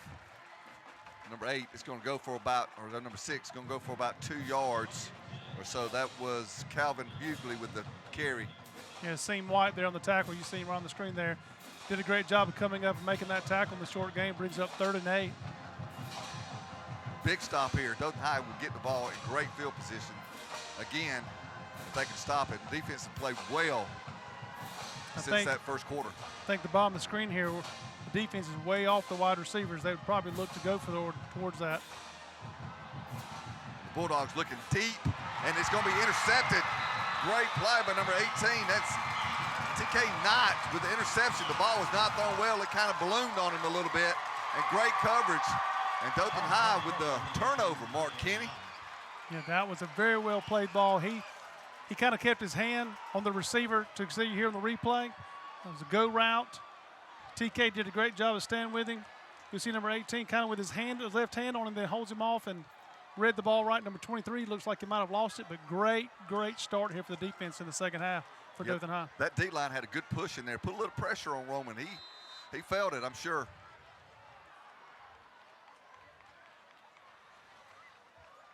Dothan High continued to run the ball. It's number 0, Raymond Blackman, pushing forward on the left side of that, following that offensive line. Going to pick up about 3 yards. Going to be 2nd and 7. His helmet came off. Ramondo right there. Rolando's got to come off with his helmet coming off. So looks like it'll be about 2nd and 7 here coming up for Dothan High.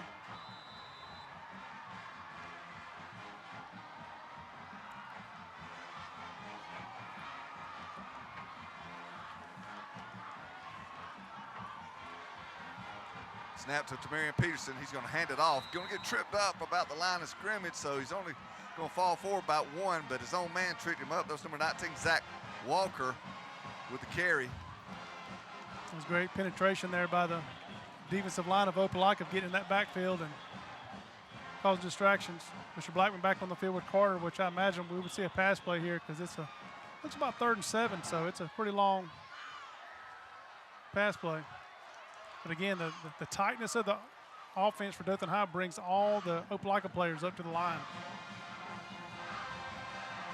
There's a fake and handoff from Raymond Blackman. Look at that cut. Again, he's electric in the open field. Makes another cut, another man miss. Going to get it all the way down to about the 29-yard line with a fantastic 35-yard run. Yeah, I tell you what, you're right. That 5 or 10-yard distance, he is quick as a cat. Looks like an Opelika player down there. You'll see on the instant replay. It's kind of like a reverse handoff there, and he makes a move right there and cuts back on number 21 as well.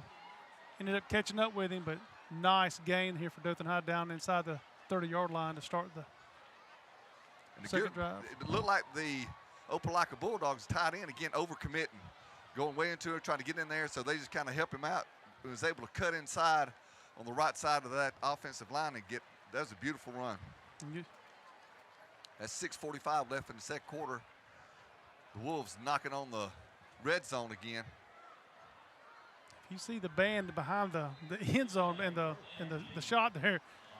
Tell you what, Alabama State has a lot of people in the band. They're still coming out. They're already going around the building. They will definitely be fun to watch. It'll be a good show. We got a good show here too. 7-7. Game tied up. Been a defensive battle here. Wolves with a nice long play. Gonna have a direct stop. Number 5, Tamarian Peterson. He had blockers out in front, but he was caught from behind. I believe that was number 7, Mark. Yeah, Octavius Gay did a great job of shooting the gap there. Nice tackle. Looks like might have got back to the line of scrimmage. If not, no, I think he might have lost a yard. That's a great shot there, number 7. He did a wonderful job of making his lineman miss for Dothan High and making that tackle in the backfield. Well done. Yeah, because they had blockers out in front. That looked like it was going to go for a lot of yards if it weren't for number 7. Number 19, Zach Walker, coming into the ball game. He's going to get a direct snap. Going to follow. He's looking downfield. It's going to be a try for a pass. He did get rid of it.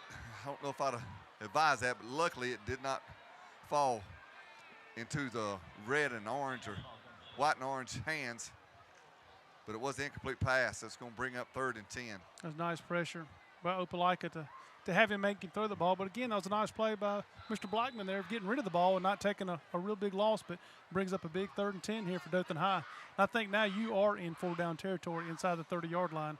So I would probably expect another run play here and do another one as well. Yeah, if they don't get it. If I was coach, I feel real comfortable, especially as good as my defense is playing right now.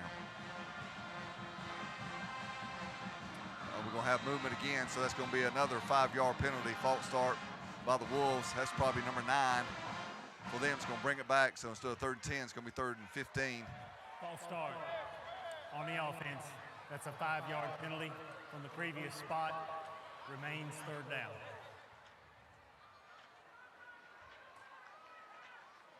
So that's gonna negate that play. They're gonna have to come in with a whole different play. See Carter Davis trotting in, so at least it's gonna put that mindset of there may be a pass in the Bulldogs' heads. And it is over the middle, like it was tipped at the line of scrimmage there.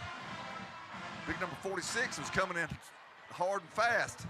Yeah, he did a great job of putting pressure. Jacob Smith did there on the play. Brings up fourth down. Looks like the offense is going to stay on the field. But they've got to give Carter a little more time to throw the ball because he took maybe 3-4 steps and that defender was right on him. Yeah, he did have a man open it over the middle, so Bulldogs were lucky they was able to tip that ball because I believe it would have been a complete pass. 5:32 left in this third quarter. Looks like Opelika is bringing pressure. The bottom of the screen. Well, Dothan High's going to go deep. He's got a man open. Number 9 is going to be out of bounds. It's going to be caught, but it's going to be too much out of bounds. Beautiful spin on the ball there, but just a little bit too far to the right, Mark. Yeah, Carter kind of left that out towards the sideline. He's to keep that a little bit more in bounds to give the guy a chance. It's a nice thrown ball, just a little bit wide. But a turnover and downs here brings up 1st and 10 for Opelika. Yeah, number 9, Braxton Hornsby, he caught it, and it was going to be like a back shoulder pass. It was just a little bit too much out of the field of play. There's the Alabama State band there that you're seeing fouling in, and they'll fill that whole section up easily. So I watched them one time when they came and played at Auburn. They are highly entertaining. They are a fun band to watch. They're not your typical band where they just stand around and play the music. They dance and have a good time, and I'm not sure exactly what's going on the field here. They're having a long discussion, Mr. Whitehead over there. Guess we're fixing to find out.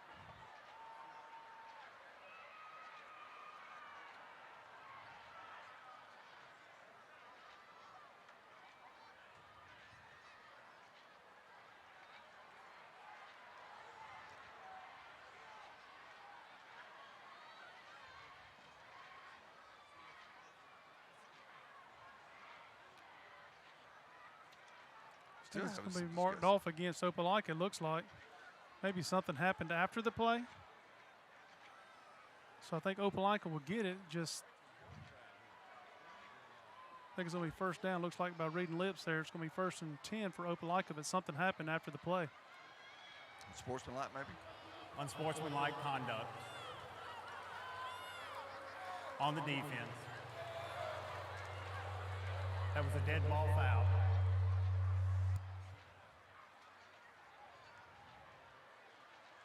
So it was after the play. It was a dead ball foul. Most likely it was probably some words exchanged about holding them, I would imagine, from the defense, and the player might have said something from Opelika to the Dothan High player. That probably what got them.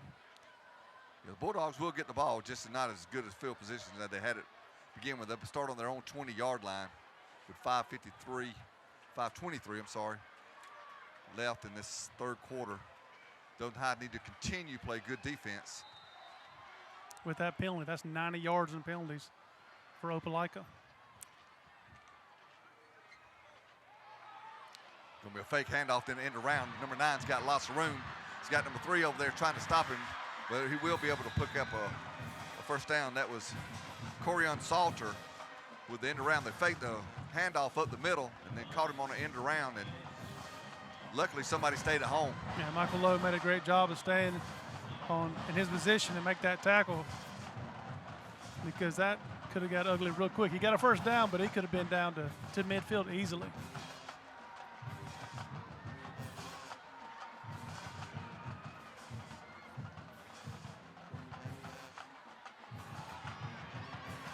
Big hole on the left side of that offensive line, creating that. So that was number 20, Lakeith Tompkins, down for about 8-yard, almost a 9-yard gain.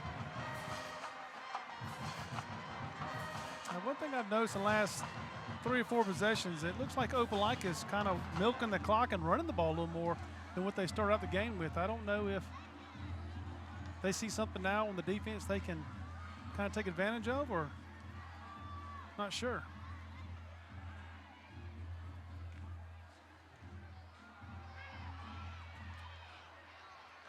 Well, it's working for him because another handoff to number 20 up the middle. Lakeith Tompkins is going to pick up the first down, going to move the chains to about the 46-yard line. Yeah, Marquise Myers, number 24, there on the tackle. I mean, if you can run like that, why not? I mean, that's kind of Dothan High's forte, but hey, that offensive line is creating holes up the middle, especially on that left side. I just can't remember seeing an offense that's so Dr. Jekyll, Mr. Hyde, back and forth.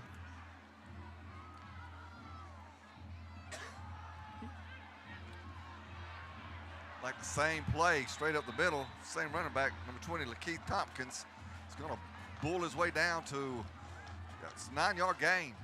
So it's going to be second and probably about a half a yard. It's like that when they decide they want to run, that's all they're going to do. You don't see an offense, I haven't seen in the past, where they stick with one play 7 strays, then they'll pass for 7 plays. Run for 7 plays, pass. They normally kind of blend them in and mix them in as the drive goes, but not this team.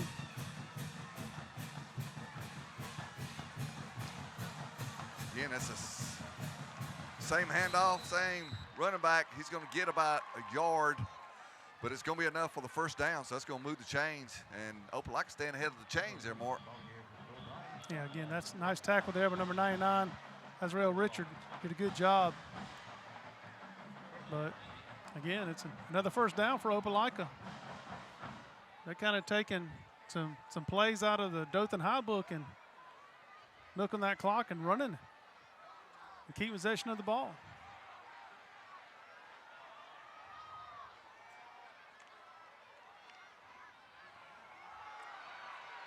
Got another running back in there. That's number 6, Kyle Smith.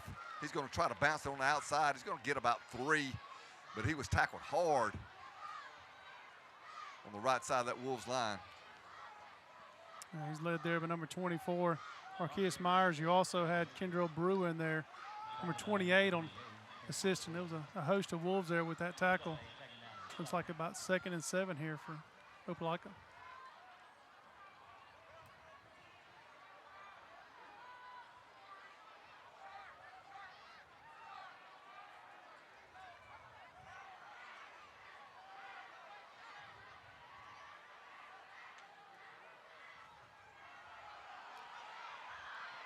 Offensive line continue to open up big holes. Again, that was number 6, Kyle Smith. Again, that left side of that offensive line is just power and pushing them back. He's able to get a first down. Opelika all the way down until Wolves' 30-yard line.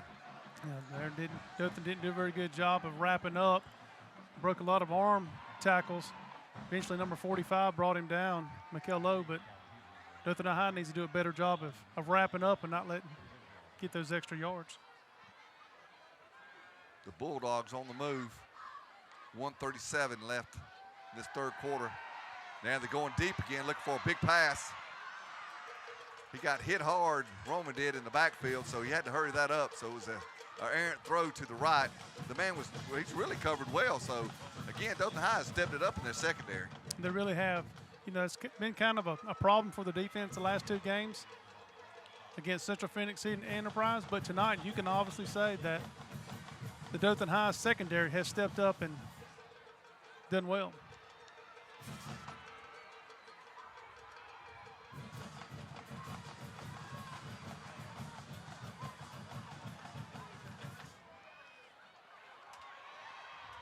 Going to be a quick little toss to number 23. That's Caden Cooper. He's going to get around to maybe yard, but there is a flag on the play. Probably going to be holding. Yep.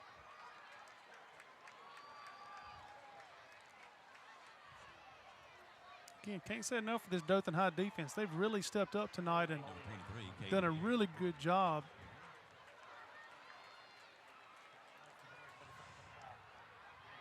Which looks like it'll be about 2nd and maybe about 19 or 20, looks like.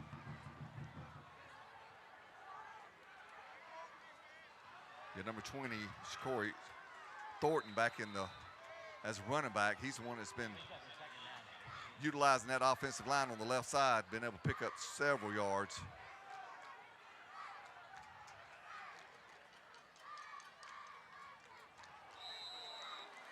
Looks like we got a false start on Opelika. Yep.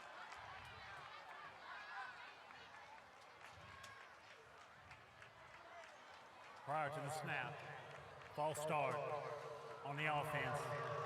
That's a 5-yard. I think that was on the tailback, number 20. Looked like on the first clap, he started leaning forward, and the ball wasn't snapped, and they ended up getting him. Yeah, I think you're right. I think Ja'Cory Thornton was wanting to get a little head start. That brings the 11 penalties for Opelika for a total of 105 yards. So not a very clean game so far for Opelika.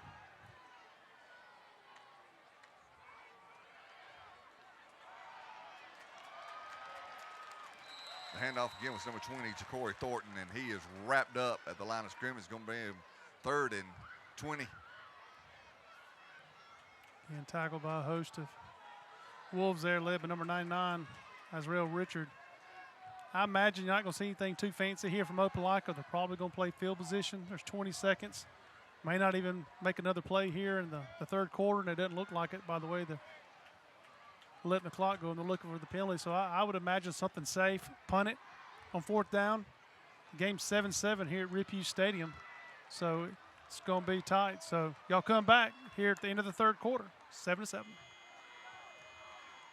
Are you looking for a great place to eat? Come by Hots Deli, where we pride ourselves on our fresh cut fruit and vegetables we use for our menu. We bake our bread and chicken fresh each day and have one of the largest gluten-free menus around. At Hots, we offer sandwiches, salads, soups, wraps, pizzas, wings, and our customers love our homemade chicken salad and fresh-made sides. Don't forget to try our baked fries or seared tuna. We have something for everyone, family-friendly, and service with a smile. Hots Deli, 180 Westgate Parkway, and remember, get baked, not fried. The Cochran Firm Camera Network. Forewarn Weather's exclusive network of high-definition live cameras look out across the Wiregrass.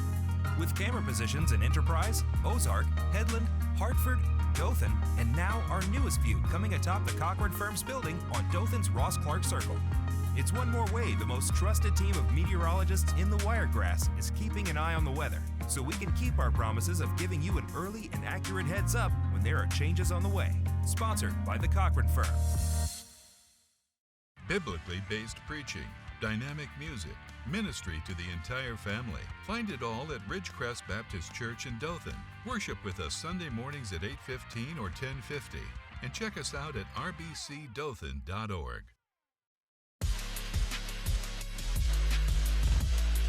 Friday Night Football's live game of the week is sponsored by Kerry McBride with Country Financial.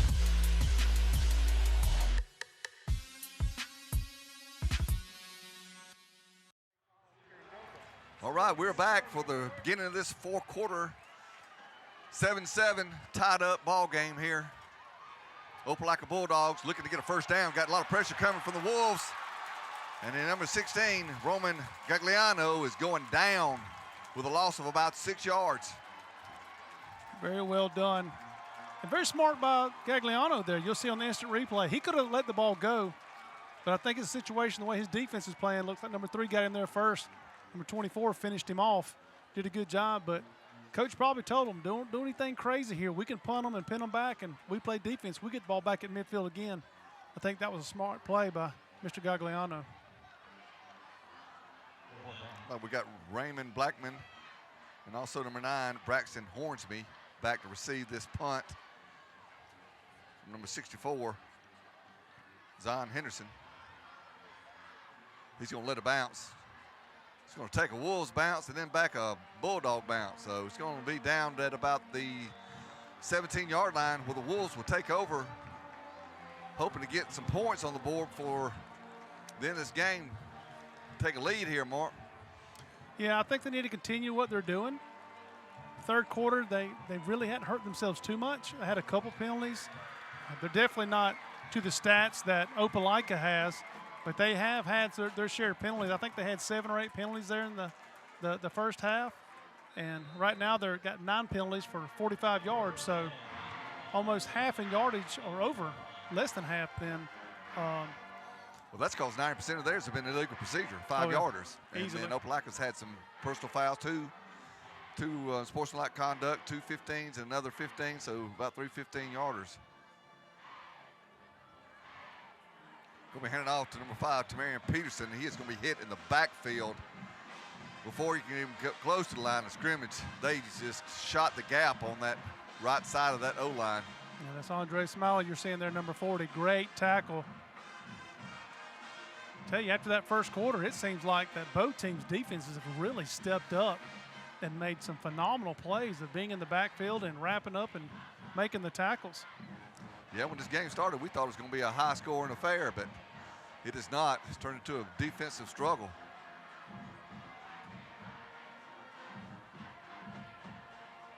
Carter Davis fakes left and gives right. And that's number 0, Raymond Blackman. He's going to pick up maybe a couple yards, not even get back quite back to the original line of scrimmage. It's going to be 3rd and 11 for the Wolves. Yeah, that was a good tackle. You'll see number 48 right there. He kind of held the line up. Number 46 did a good job of extending that play until he got some help for the Opelika defense and brings up a long 3rd and 11 for Dothan High here.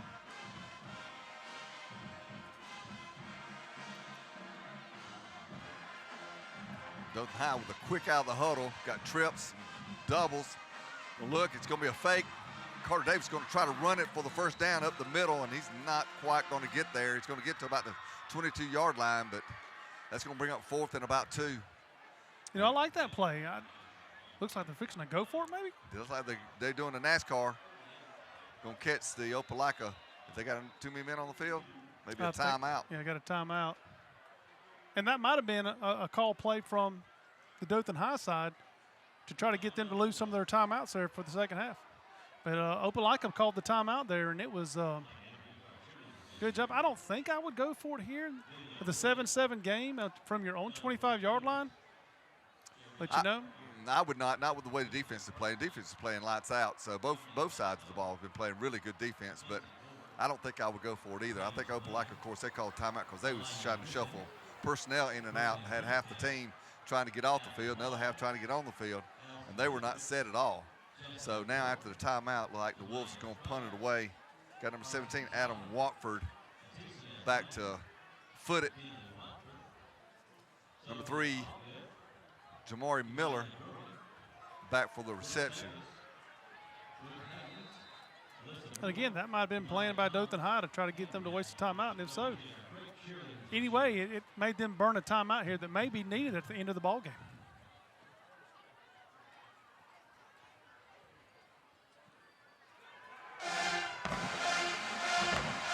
Takes a great Wolf bounce. It's not a very good punt to begin with, but it's going to end up really well. It's going to end up to the 27-yard line, and the Alabama State band is cranking now, ain't they, buddy? Yes, sir. They having a good time, and that's the best thing about a football game to me is enjoying the band. Having a band at the field in the student section, and everybody's going crazy over here at the Dothan High crowd. They're just having a good time, and that's what you like to see. It looks like both bands are going at it. For Opelika, they going at it. They playing, they dancing. That like raised the excitement level. Yeah, it did. Quick. So Opelika gets the ball on their own 26-yard line after a good punt with a bounce. It's going to be a little toss pass in the middle to Jaden Holloway. He's going to get a couple yards maybe. It's going to be 2nd and 8. Nice tackle by A.C. White. Now, I wonder if both these teams practice with loud noise. I don't know. They needed to because it kind of changed everything around, didn't it? Yeah, it's probably something they haven't heard this loud at a ball game. Roman Gagliano in there for the QB right now.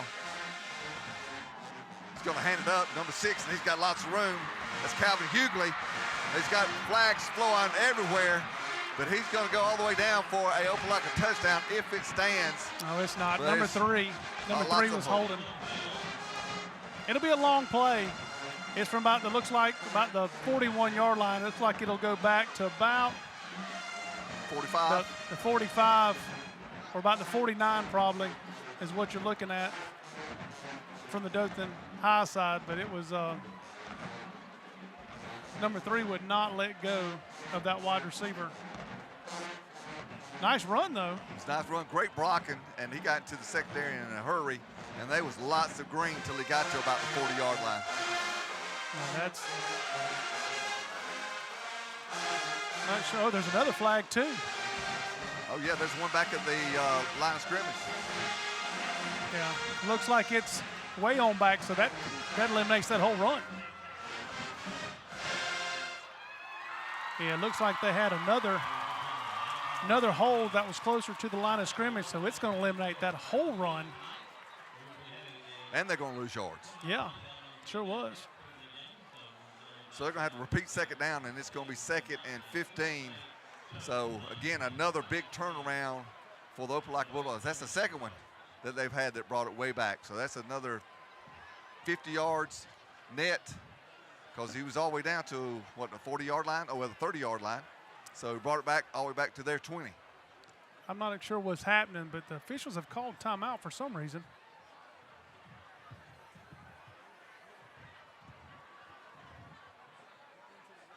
Yeah, brings that all the way back to the Bulldog 24-yard line. And one of the officials is running all the way off to the sideline to talk to somebody. So I'm not sure. Not sure exactly what's going on there. He got a thumbs up from Coach Kennedy, so it's all good.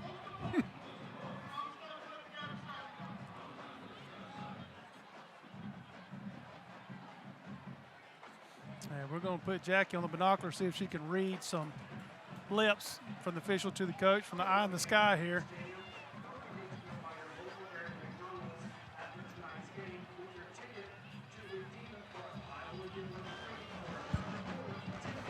All right, 8:19 left in this ball game. Bulldogs hit with a big penalty after we thought was going to be a big play. Going to be a touchdown. I'm not sure what's going on, but Coach Kennedy's not happy about it. And I would think after the penalty came back, you should be happy. I would be extremely pleased. So you went from a touchdown to, it's a 60-yard swing. I'm not sure what that's about.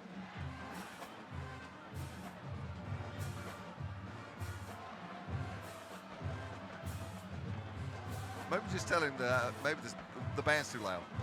Well, I think there's about 1,000 people who disagree with him. They've enjoyed it here. I mean, you're seeing cheerleaders and band members playing, and it's really amazing how by them playing just completely changed the whole mood of the stadium. That was pretty cool.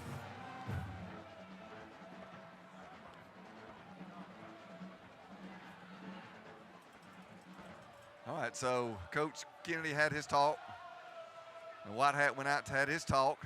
Now he's going to the Opelika coach. Going to Opelika coach. He's going to explain what the situation is, and then maybe we'll get this game started again. We're really going to have to use the eye in the sky on this one. They're already across the skip field. See if Jackie can figure out what's going on. Oh, she's watching the band. Oh, well, I don't blame her.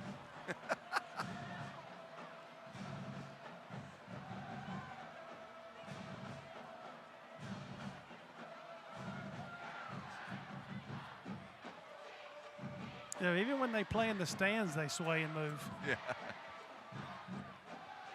They are just a fun band to watch. They're just very entertaining. All right, this has been a long, long time out. We're trying to figure out exactly what's going on. There was five flags thrown? There was at least 3 down here at the hole about the 40, and then there was 1 at the back, so that's 4. But I'm not sure what they could be arguing over. That's what's confusing to me, because they made the calls of holding. Maybe we get explanations. Yeah, hopefully everything got cleared out.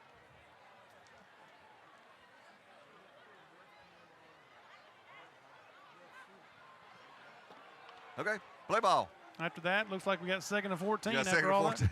Same thing. Another change.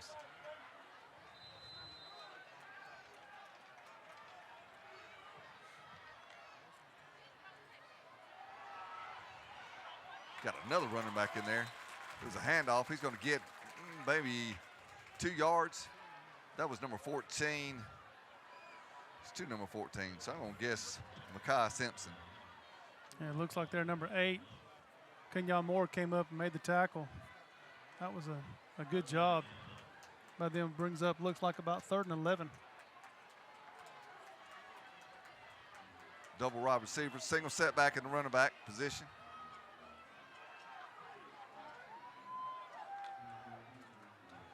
Roman going to throw if he's got time.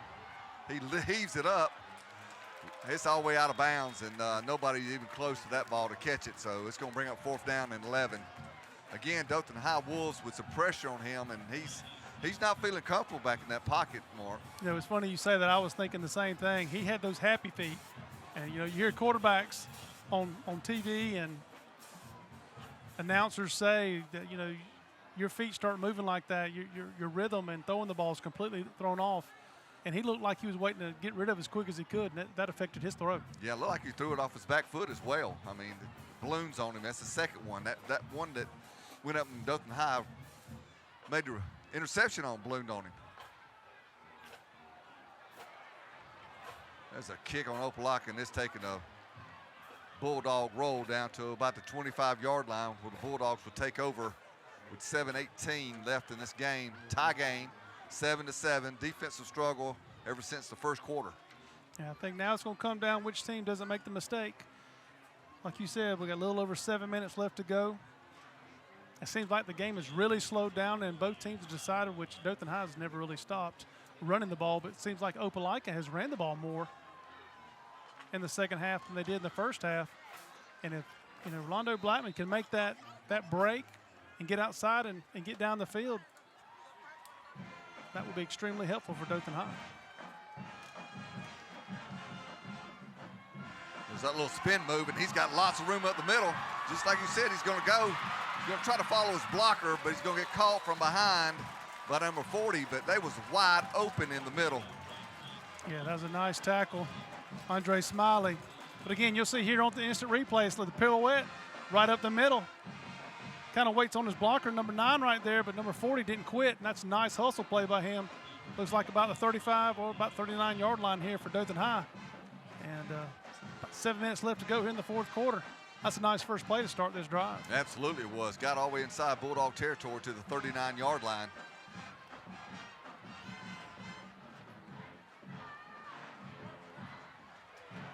There's a handoff there to number 19, Zach Walker.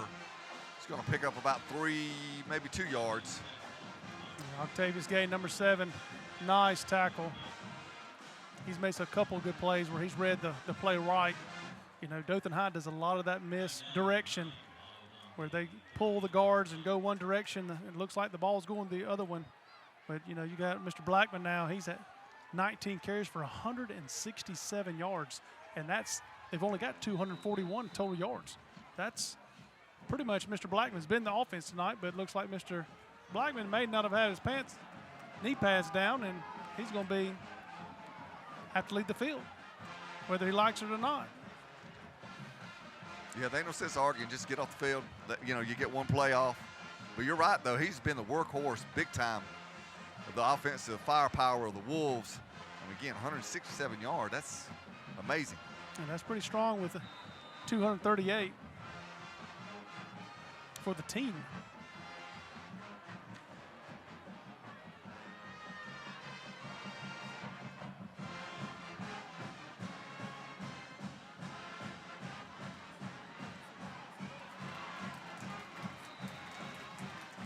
Handoff up the middle. It's going to reel in about maybe 4 or 5 yards. Going to bring up 3rd and a short 3, maybe 2.5. It looks like Will Garner again on the tackle there. This is a crucial 3rd down play here. We don't need any penalties if you're Dothan High. Execute, get the first down, keep that clock, continue to move. It looks like they got it. Yep. Number 5, Tamarion Peterson. And he's going to push his way to where the mark is. It's going to be inside the 30 at about the 29, which will give them a first down. 5:22. Dothan High is a perfect drive for them if they can execute and continue to push this ball down and push it in the end zone and not leave Opelika with a whole lot of time left. I think if you're Dothan High, you're definitely putting it in the number 0's hands. Raymond Blackman, he's been the offense all night, and I would rely heavily on him now finishing out this game. It's that little pirouette, the fake. Raymond's going to try to go up the middle and didn't have room. It was all clogged up. Tried the right side, but he was going to be stopped for a loss, for about a 2-yard loss. It's going to be 2nd and 12. Again, Octavius Gaither, number 7. You're going to see this play by him. Raymond thought he had it cut out. You see him shoot out right there and catch him by the ankle. Nice play by Mr. Gay. Well read. Because you don't see too many people bring him down with one hand. Yeah, number 48, McKeel Hurd, on the right side of that defensive line, clogging that hole, and he didn't have anywhere to go. When we have a timeout with the Wolves with 4:22, again, needing this points on the board here at the end. It's a tie game, and they need to talk about things and make sure they got the right play in, and we can move that ball on down, at least move the chains again, because 2nd and 12. Again, it looked like very similar earlier on the 4th down when Dothan High lined up, and they were kind of like in a bunch formation. All the players from Dothan High were then about a 15-yard span. All of Opelika walked up to the line of scrimmage, and the coaches saw that, ended up calling timeout. So, you know, Dothan High only has one timeout now left with 4:22. That may hurt them at the end of the half when they may need it. But obviously, whatever play they called, it didn't look good going against that defense. Yeah, you're right. And that's what it seemed like. The play they had called, the Opelika Bulldogs had the right defense in there. So we're going to change it up a little bit and see if I can't. I mean, 2nd down, you need to get you 5 or 6 yards.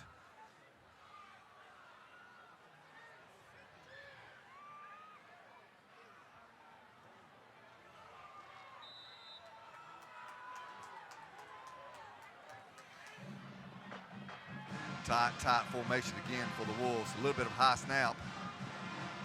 Raymond Blackman trying to get outside on the left side, and the ball gets pulled out. Sure did. Let's see if he was able to get back on it. Looks like Opelika saying they got it. Got no signal from the official yet. Yes, we do now. So mistake by the Wolves. Ball got pulled out. Raymond Blackman's hands. It's recovered by Opelika. Who was that in there?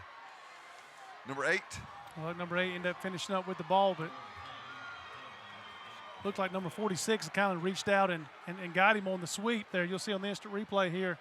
Great job by the defense. A little bobble there. Number 46, yeah, I think he's the one who pops it out. Nope, actually it's number 48 that actually reaches out. And great job by him reaching out, Mr. McKeel Hurd.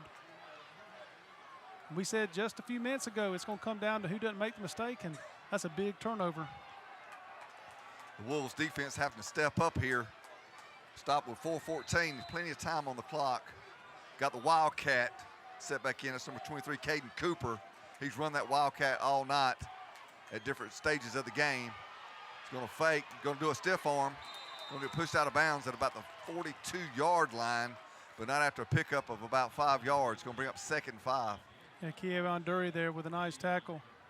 I've got a feeling we may see the Wildcat the rest of the night here to see if they can drive down that field and milk that clock. With stops at 4:07 right now, but they start getting 5 and 6 yards a chunk, we may see this for the rest of the way.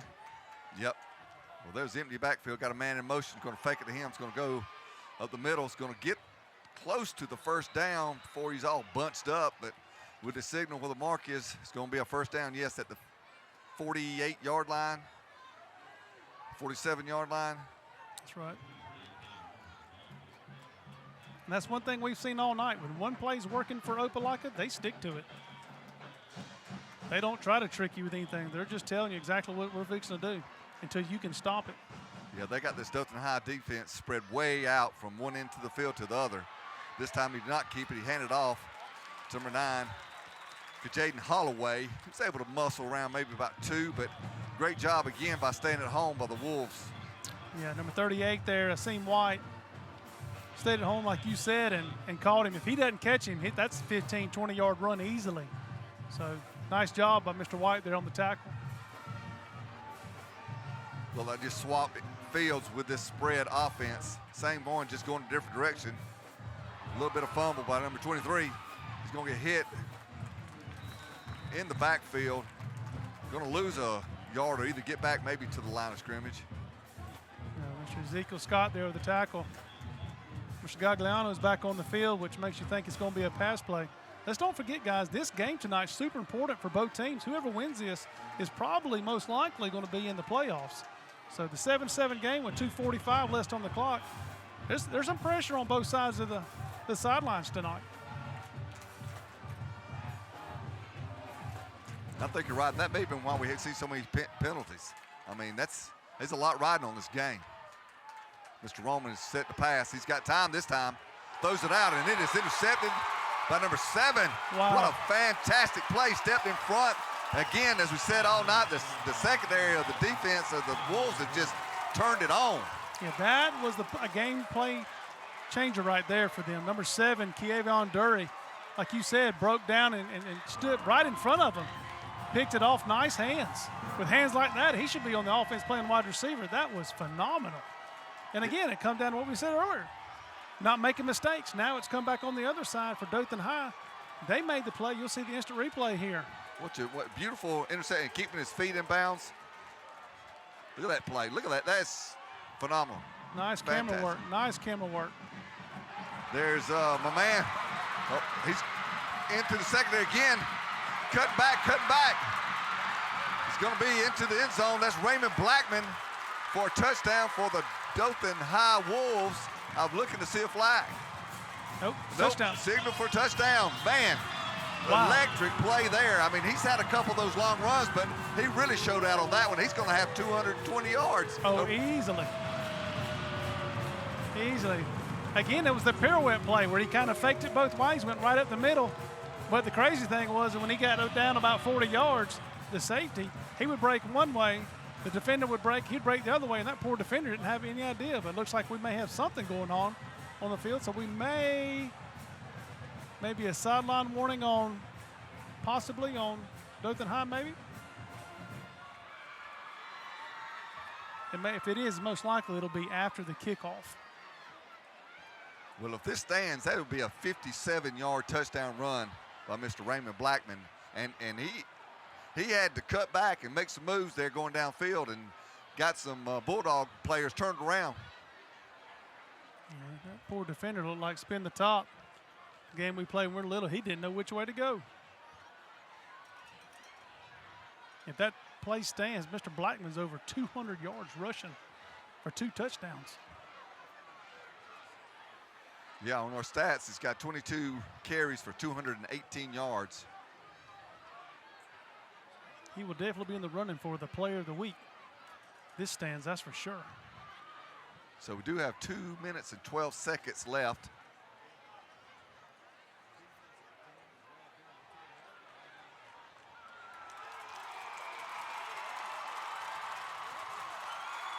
Sideline warning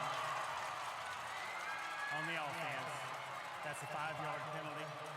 It will be assessed on the kickoff. All right, so that was a sideline warning. A 5-yard penalty it's going to be assessed on the kickoff. So touchdown stands. We'll wait for number 96, Wesley Farmer, for the call Bob. Be cool, PAT, to add one more point. 13-7 right now. Wolves up. Our statisticians got it at Mr. Blackman's had 73% of Dothan High's yards tonight. Almost 3/4. That's a good night for Mr. Blackman.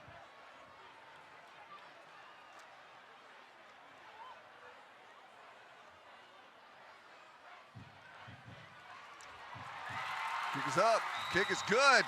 So that call by PAT being made has put the Wolves up 1 touchdown, 14-7.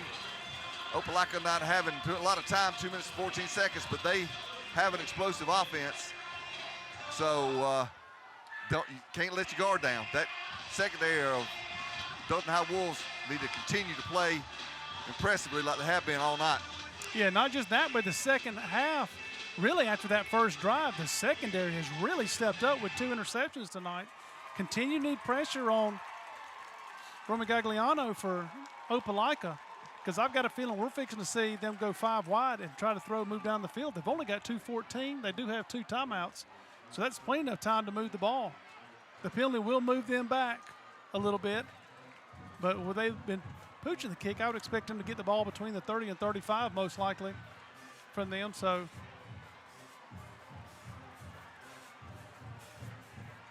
I'm surprised that Opelika is so deep. Yeah, they're starting to move up now because. Yeah, they're starting to move back up on it. You know, they was already back almost to the end zone. They're at the 10-yard line now. I would tell them to come on up to the 20.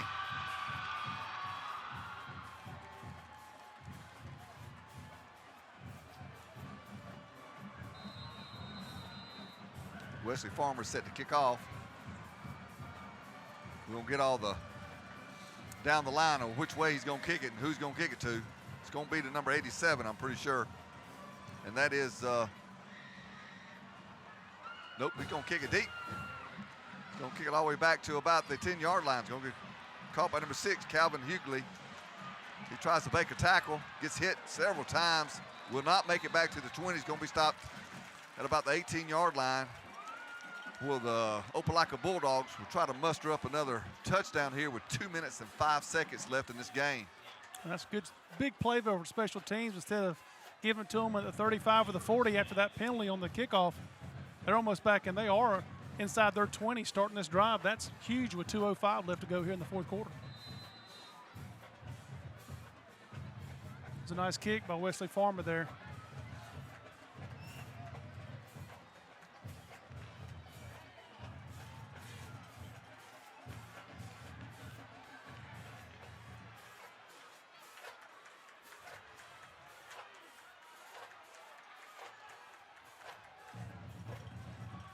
Man in motion, fakes short. I believe his arm got hit.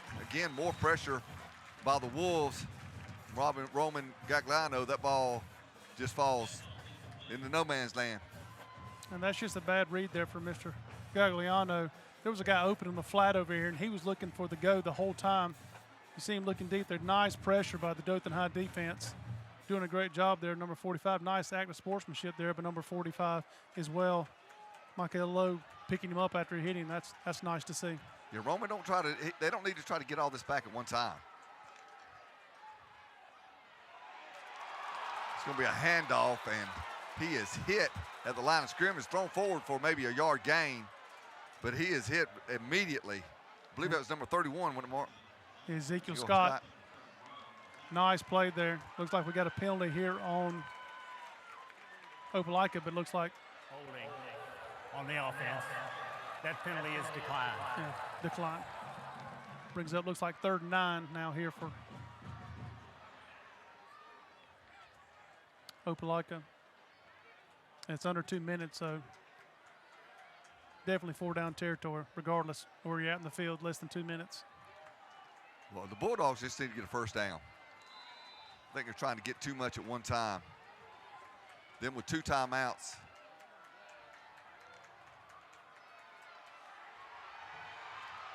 got good pressure, set up the screen. Throw is number 6. He cuts back in the middle. He's going to definitely get the first down. That was Calvin Hughley. That was a nice design play there. Yeah, that's a good play. Clock stops at 1:40 due to the timeout. Nice play call. Use the Dothan High's aggressiveness against them. Looks like a little miscommunication there, but still got some yardage. You got number 6, Calvin Hughley. Again, going to get about 5 yards. Yeah, Roman went to hand it one way, and he was on the wrong side. It looks like he was looking on one side and had the other. Ezekiel Scott on another tackle. Like number 54 is a little banged up there for Opelika coming off the field. 1:10 on the clock. Looking downfield again. Had pressure. Going to be another interception. No, he missed it. Wow. Great try. He went up and high-pointed number 7, Kavion Dury, but he's going to have a second interception of the night right there, and that was another a pressure throw, and it did not look well. Yeah, roles got reversed there. Number 4, Jordan Talbert for Opelika, actually turned into a defensive back and broke up the interception there. That was a nice job by him. You'll see on the instant replay here. He goes up and really just kind of, number 7, had better positioning, and nice play there from Mr. Tolbert. Mr. Drury has played himself a well of a game tonight. 3rd and 5. Just a nice throw there. Should have been caught by number 23, Caden Cooper. I mean, he had pressure on him, but he got his hands on it. But that would have been a first down, but that's an incomplete pass. The clock does stop at 56 seconds, though, but it brings up a 4th and 5 more. Yeah, I think they thought Mr. Drury was on the other side of the field. He actually switched, and he broke that play up as well. I would not throw in number 7's direction if I'm Opelika. He's doing really well tonight. This is the game right here, Mark Kenny.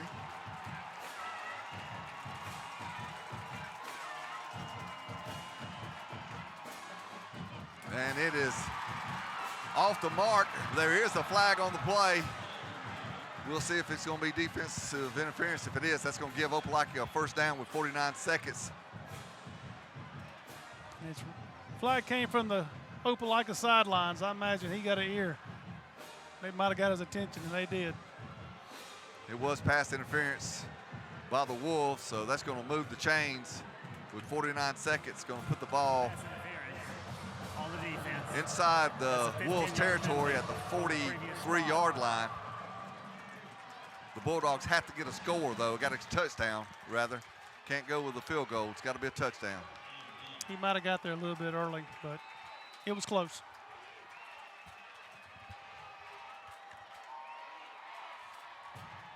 Another little flare out. It's going to be a double pass, and that was nowhere for it to go. The ball was thrown out to number 9, Jaden Holloway, and he was looking downfield for somebody to throw it to, but there was nobody open. Great coverage. Yeah, number 11 broke down there. Torion Wilson did a great job of not only letting him throw the ball, but then he preventing him from getting upfield. And looks like Mr. Torion might have pulled something. Hopefully it's just a cramp. Got an official timeout for him. Get him on the sideline, make sure he's okay. Looks like it brings up about 2nd and looks about 16 or 17 here. Yeah, brings the ball all the way back into Bulldog territory at the 48-yard line.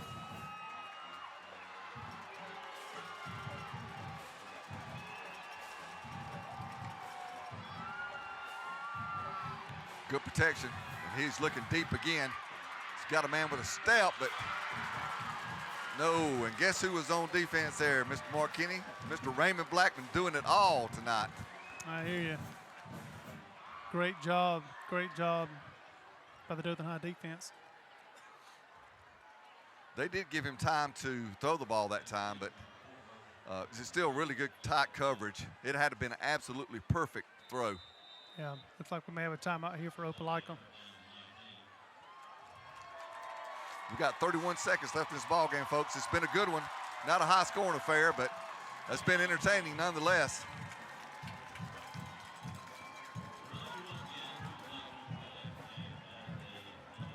You know, this Opelika offense here, it's like feast or famine. They either go for 40 yards or they go for 4. And you got 31 seconds left to go, and you got a timeout left, and the clock stops after the first down. I think clock management has been kind of poor tonight in Opelika on this last drive. Yeah, it just don't seem like the Bulldogs are able to get any rhythm going. And, you know, they change things up. They, like you said, Jekyll and Hyde, they got 3 different offenses going on. They got the Wildcat, and then they'll run the ball, and then they'll throw the ball. You know, and I don't think Roman Gagliano could get comfortable back there or get into a rhythm. You know, back there when they take him out, it gets cold on the sideline. It's a cool night, so you know when you got a throwing arm, you like to keep it warm. So I think it's messed him up because he has not thrown the ball in the second half like he did the first half. And not just that, but to open the field, the middle of the field's wide open, and they keep throwing to the sides where, you know, you got an extra defender on the sideline, and they haven't been able to keep the ball in the field of play on some of the throws, and just. Yeah, that slant plays has been the most open play that they've had. They connected on in the first half about 4 times. Got lots of room. Now, he has had some fairly good legs, Mr. Roman. He's going to get to he's going to get a hit right there. That may be a flag. Yep, it is. It's going to be unsportsmanlike, a late hit. And he got to about the 42-yard line. That's just a mental mistake. Yeah, number 8 there. It's always a telltale sign when they have their hands up after the hit. So I think he even knew that it was close to the sidelines, and he was a couple yards out of bounds. So with 20 seconds left, that's going to give the Bulldogs new life all the way down into the 27-yard line. You'll see the play there. He was out. Does that call get made if it's on the Dothan High sideline? Probably not. It's iffy, but when you're right there, most likely on your own team sideline, you're going to get that call. And just got to be a little smarter here, your Dothan High, with 20 seconds left. Yeah, he could have put his hands on him to make sure he went out of bounds without being that aggressive on the hit.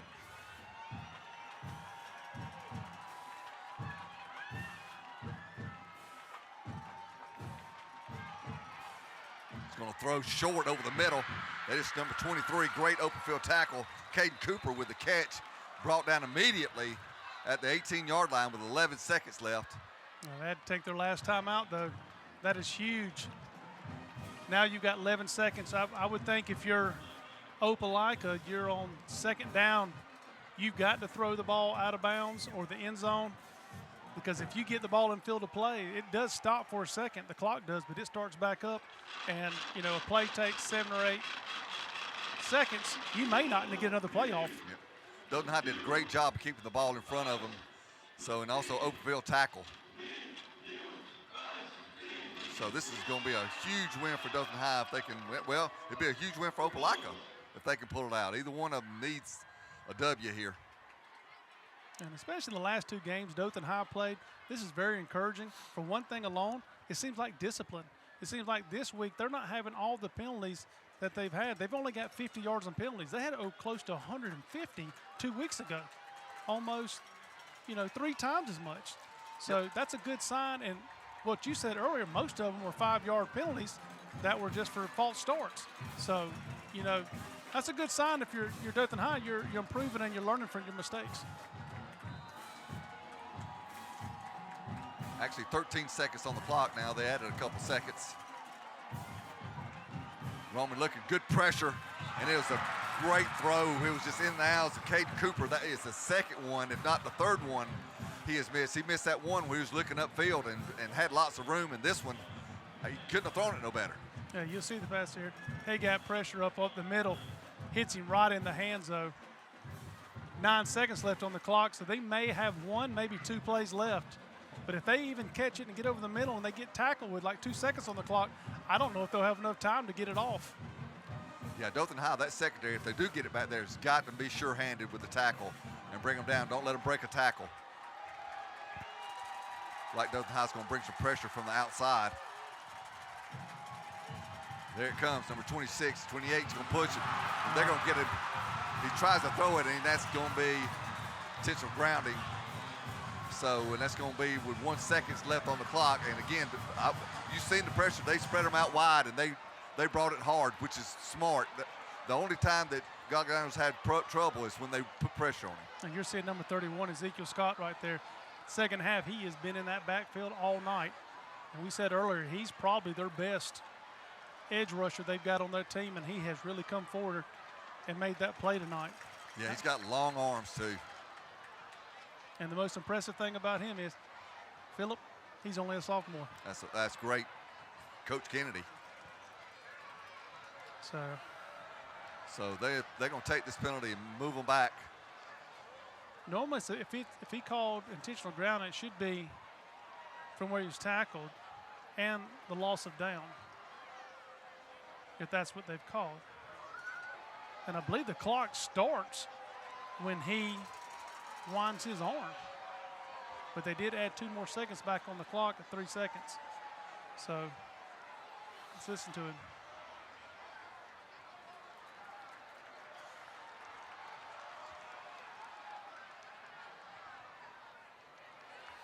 But the main thing here is going to be, when does that clock start? Does it start? And it looks like the way they're lining up, as soon as he winds it, Yep. The This clock is gonna be a Hail Mary throw to the end zone. We got a timeout. Timeout, Dothan High. Dothan High's used their last timeout here, so nobody's got timeouts. We got 3 seconds on the clock. The Bulldogs have to make a touchdown, so it's going to be a throw in the end zone if he has time to throw it. And I think I'm going to be pretty certain that the Wolves are going to bring pressure again. Yeah, I'm not really sure about that timeout there. It looked like Opelika was kind of rushing things, but obviously the coaches from above saw something they didn't like, and they want to make sure they get their plan in place here. Obviously, it's a prevent. If you're Opelika, do you throw it short and try to make a play, or do you throw, which looks like most likely it's going to be a Hail Mary from about the 31-yard line? It's a kind of wait and see.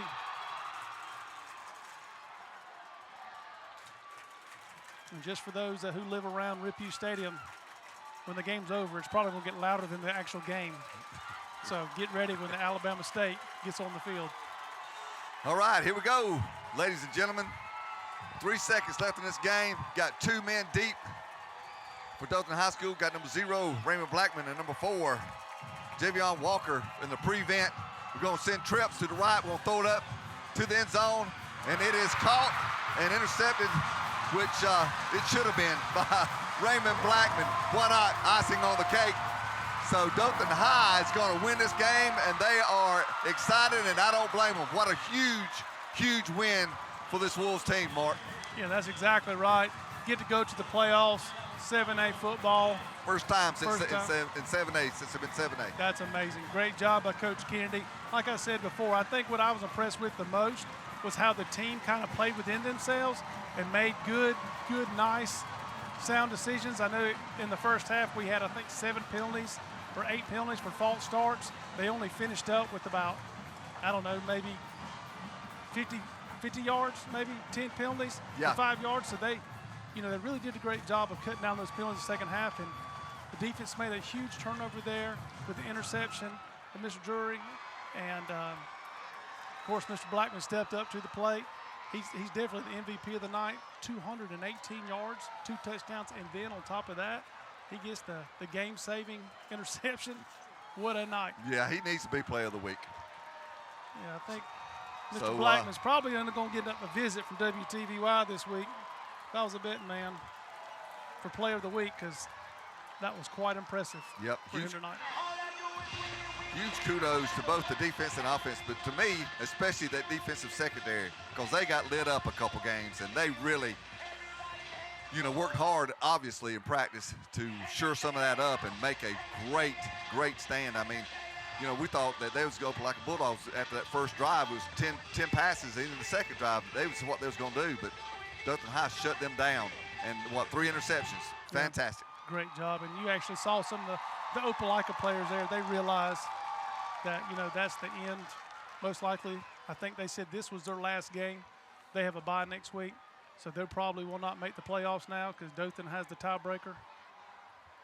So some of these seniors, this is their last year on the field, and you hate for that for them. But, likewise, for Dothan High, they did a great job. Okay, we're going to have a treat for you. So we're going to be able to stay on broadcast for the Alabama State band. So we're going to get some entertainment here. We've already had some great entertainment with the ball game. It's been fantastic. Ball game was a defensive struggle, but the struggle is over for the Dothan High Wolves. And we will be, where we're going to be next Friday? Going to be right here, New Brockton versus Northside Methodist. So big game for Northside, finishing up their season. It's a 3A matchup for them. The student section for the Wolves going nuts. Got the team over in front of them. The band's going to play. Just got a text. Good for them. They said Northside won tonight against Ashford 31-28, so they'll be coming in on a high note against New Brockton. So you got the band playing for the alma mater. But again, like you said, first time ever for Dothan to make it. Now for those that don't know, most likely Dothan will be the number 4 seed that means they will play the number 1 seed from a different region, which will most likely be a team in the top 5. It's going to be a tough game, but you know what? You just want to get there to give yourself a chance, and they'll have that chance now. Absolutely. So now they have next week. Who does Dothan High play next week? Jefferson Davis. Jeff Davis, okay. Now, they do have to win that game. I was going to say, yeah, they have to win that. I think they got a great chance against Jeff Davis to win that game. And after that, like I said, the playoffs, I mean, if they keep improving, especially on the defense side of the ball, I don't see a reason why they can beat anybody. Yeah, I agree. I wish they could open up and pass a little bit more. I think they're going to need to be more balanced when they get in the playoffs. That's going to be a tough matchup that they play because you're going to play a top team. Right. And most top teams, they're going to end up lining up on the line of scrimmage, and they're going to make you beat them by the pass. They're going to load the box. But you can see this band from Alabama State. I tell you what, it's going to be a heck of a show. And they have I guess you would call them dancers, I'm not sure. They're called the honeybees, that they're very famous and well known. And they will be, and have been, on Macy Day Parade and some other huge Rose Bowl parades. They've been and gone all around. So I'm glad we'll be able to bring this to you tonight and let you enjoy this, because if you guys have never seen Alabama State, they put on a show. Right now they're waiting on the players from Opelika and the coaches to and some of the players are being held by their coaches. And, again, it's the last game of their high school career, and they didn't see it ending like this tonight, but it did. Yeah, this is a tough loss for the seniors, especially like you said, it's their last game and at their high school, so that's tough, and especially when to go off on a loss. It's not easy. And they started out the game on the first drive scoring a touchdown. And they probably thought, hey, it's game on. We've got this. And then I tell you what, Dothan High defense put a clamp on them and just held them down and didn't let them back up. And great job to Coach Kennan and that defensive staff for doing that, because that was well done.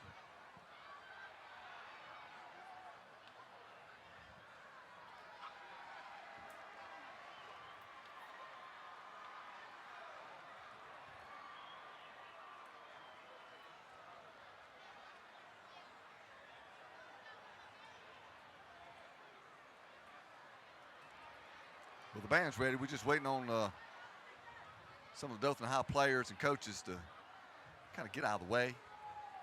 But, hey, they're happy. They deserve it. Oh, yeah. Big win for the program. And Coach Kennedy, first year, taking them to the playoffs.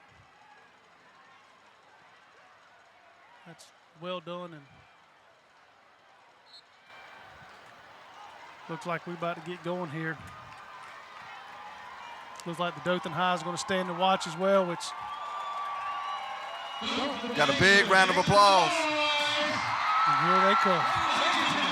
On behalf of President Quentin Ross of the Alabama State University, Dr. Wendy Coleman, Department Chairman, and Dr. Corley Johnson, Chairman of the Music Department, we proudly present to you the Alabama State University Mighty Marching Hornets. Your drum majors are Cameron Shabazz, Harold McWhorter, Harold Richardson, Justin Heidemann, and head drum major Devontae Price.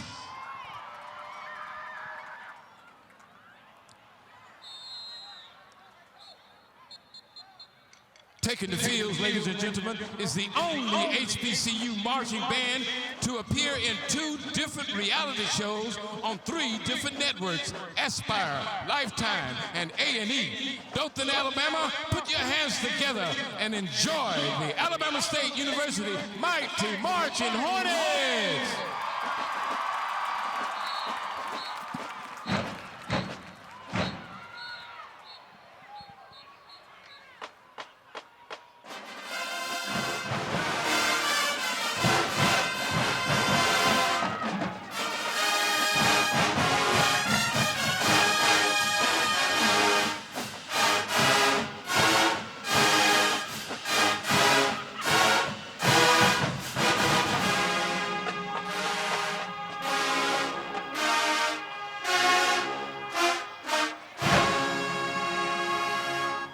salute the nation. First, put your hands together and groove to On My Own by Bobby Brown.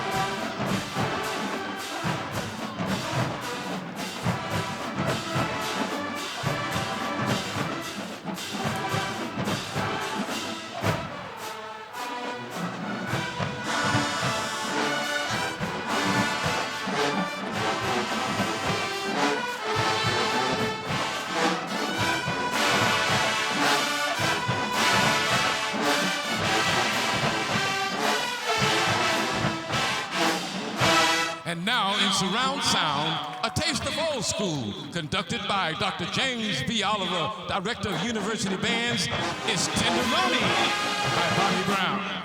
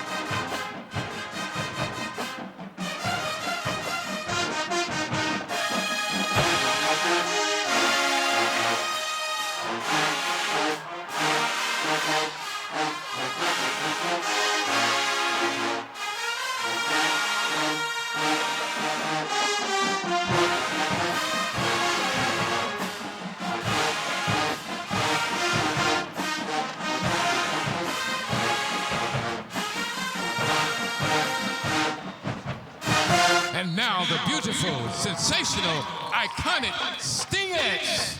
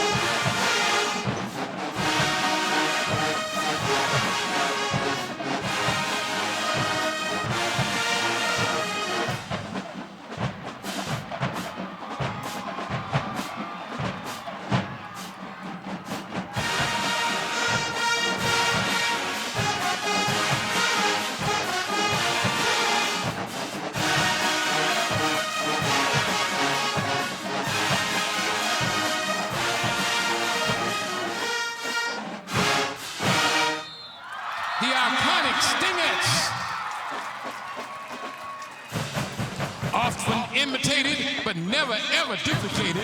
It's the famous fast march called Double Time.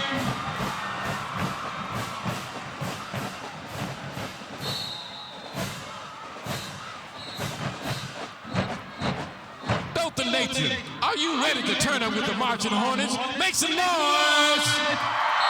Let's slow it down with the Marching Hornets. Sit back and get down with Trey Songz, Keyshawn, and more.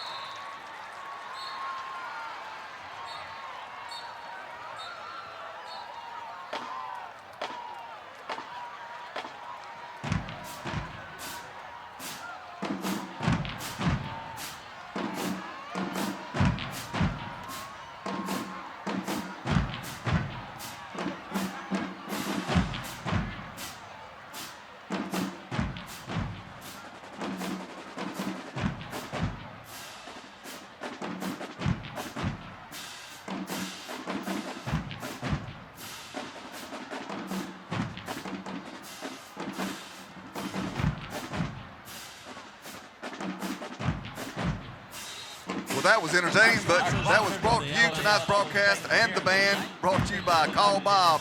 Be cool and call Bob. Harley Davidson of Dothan, ride to meet life. Don't wait for it. Southeast Health, always the right decision. Clear to close, who you call when you're looking for real estate.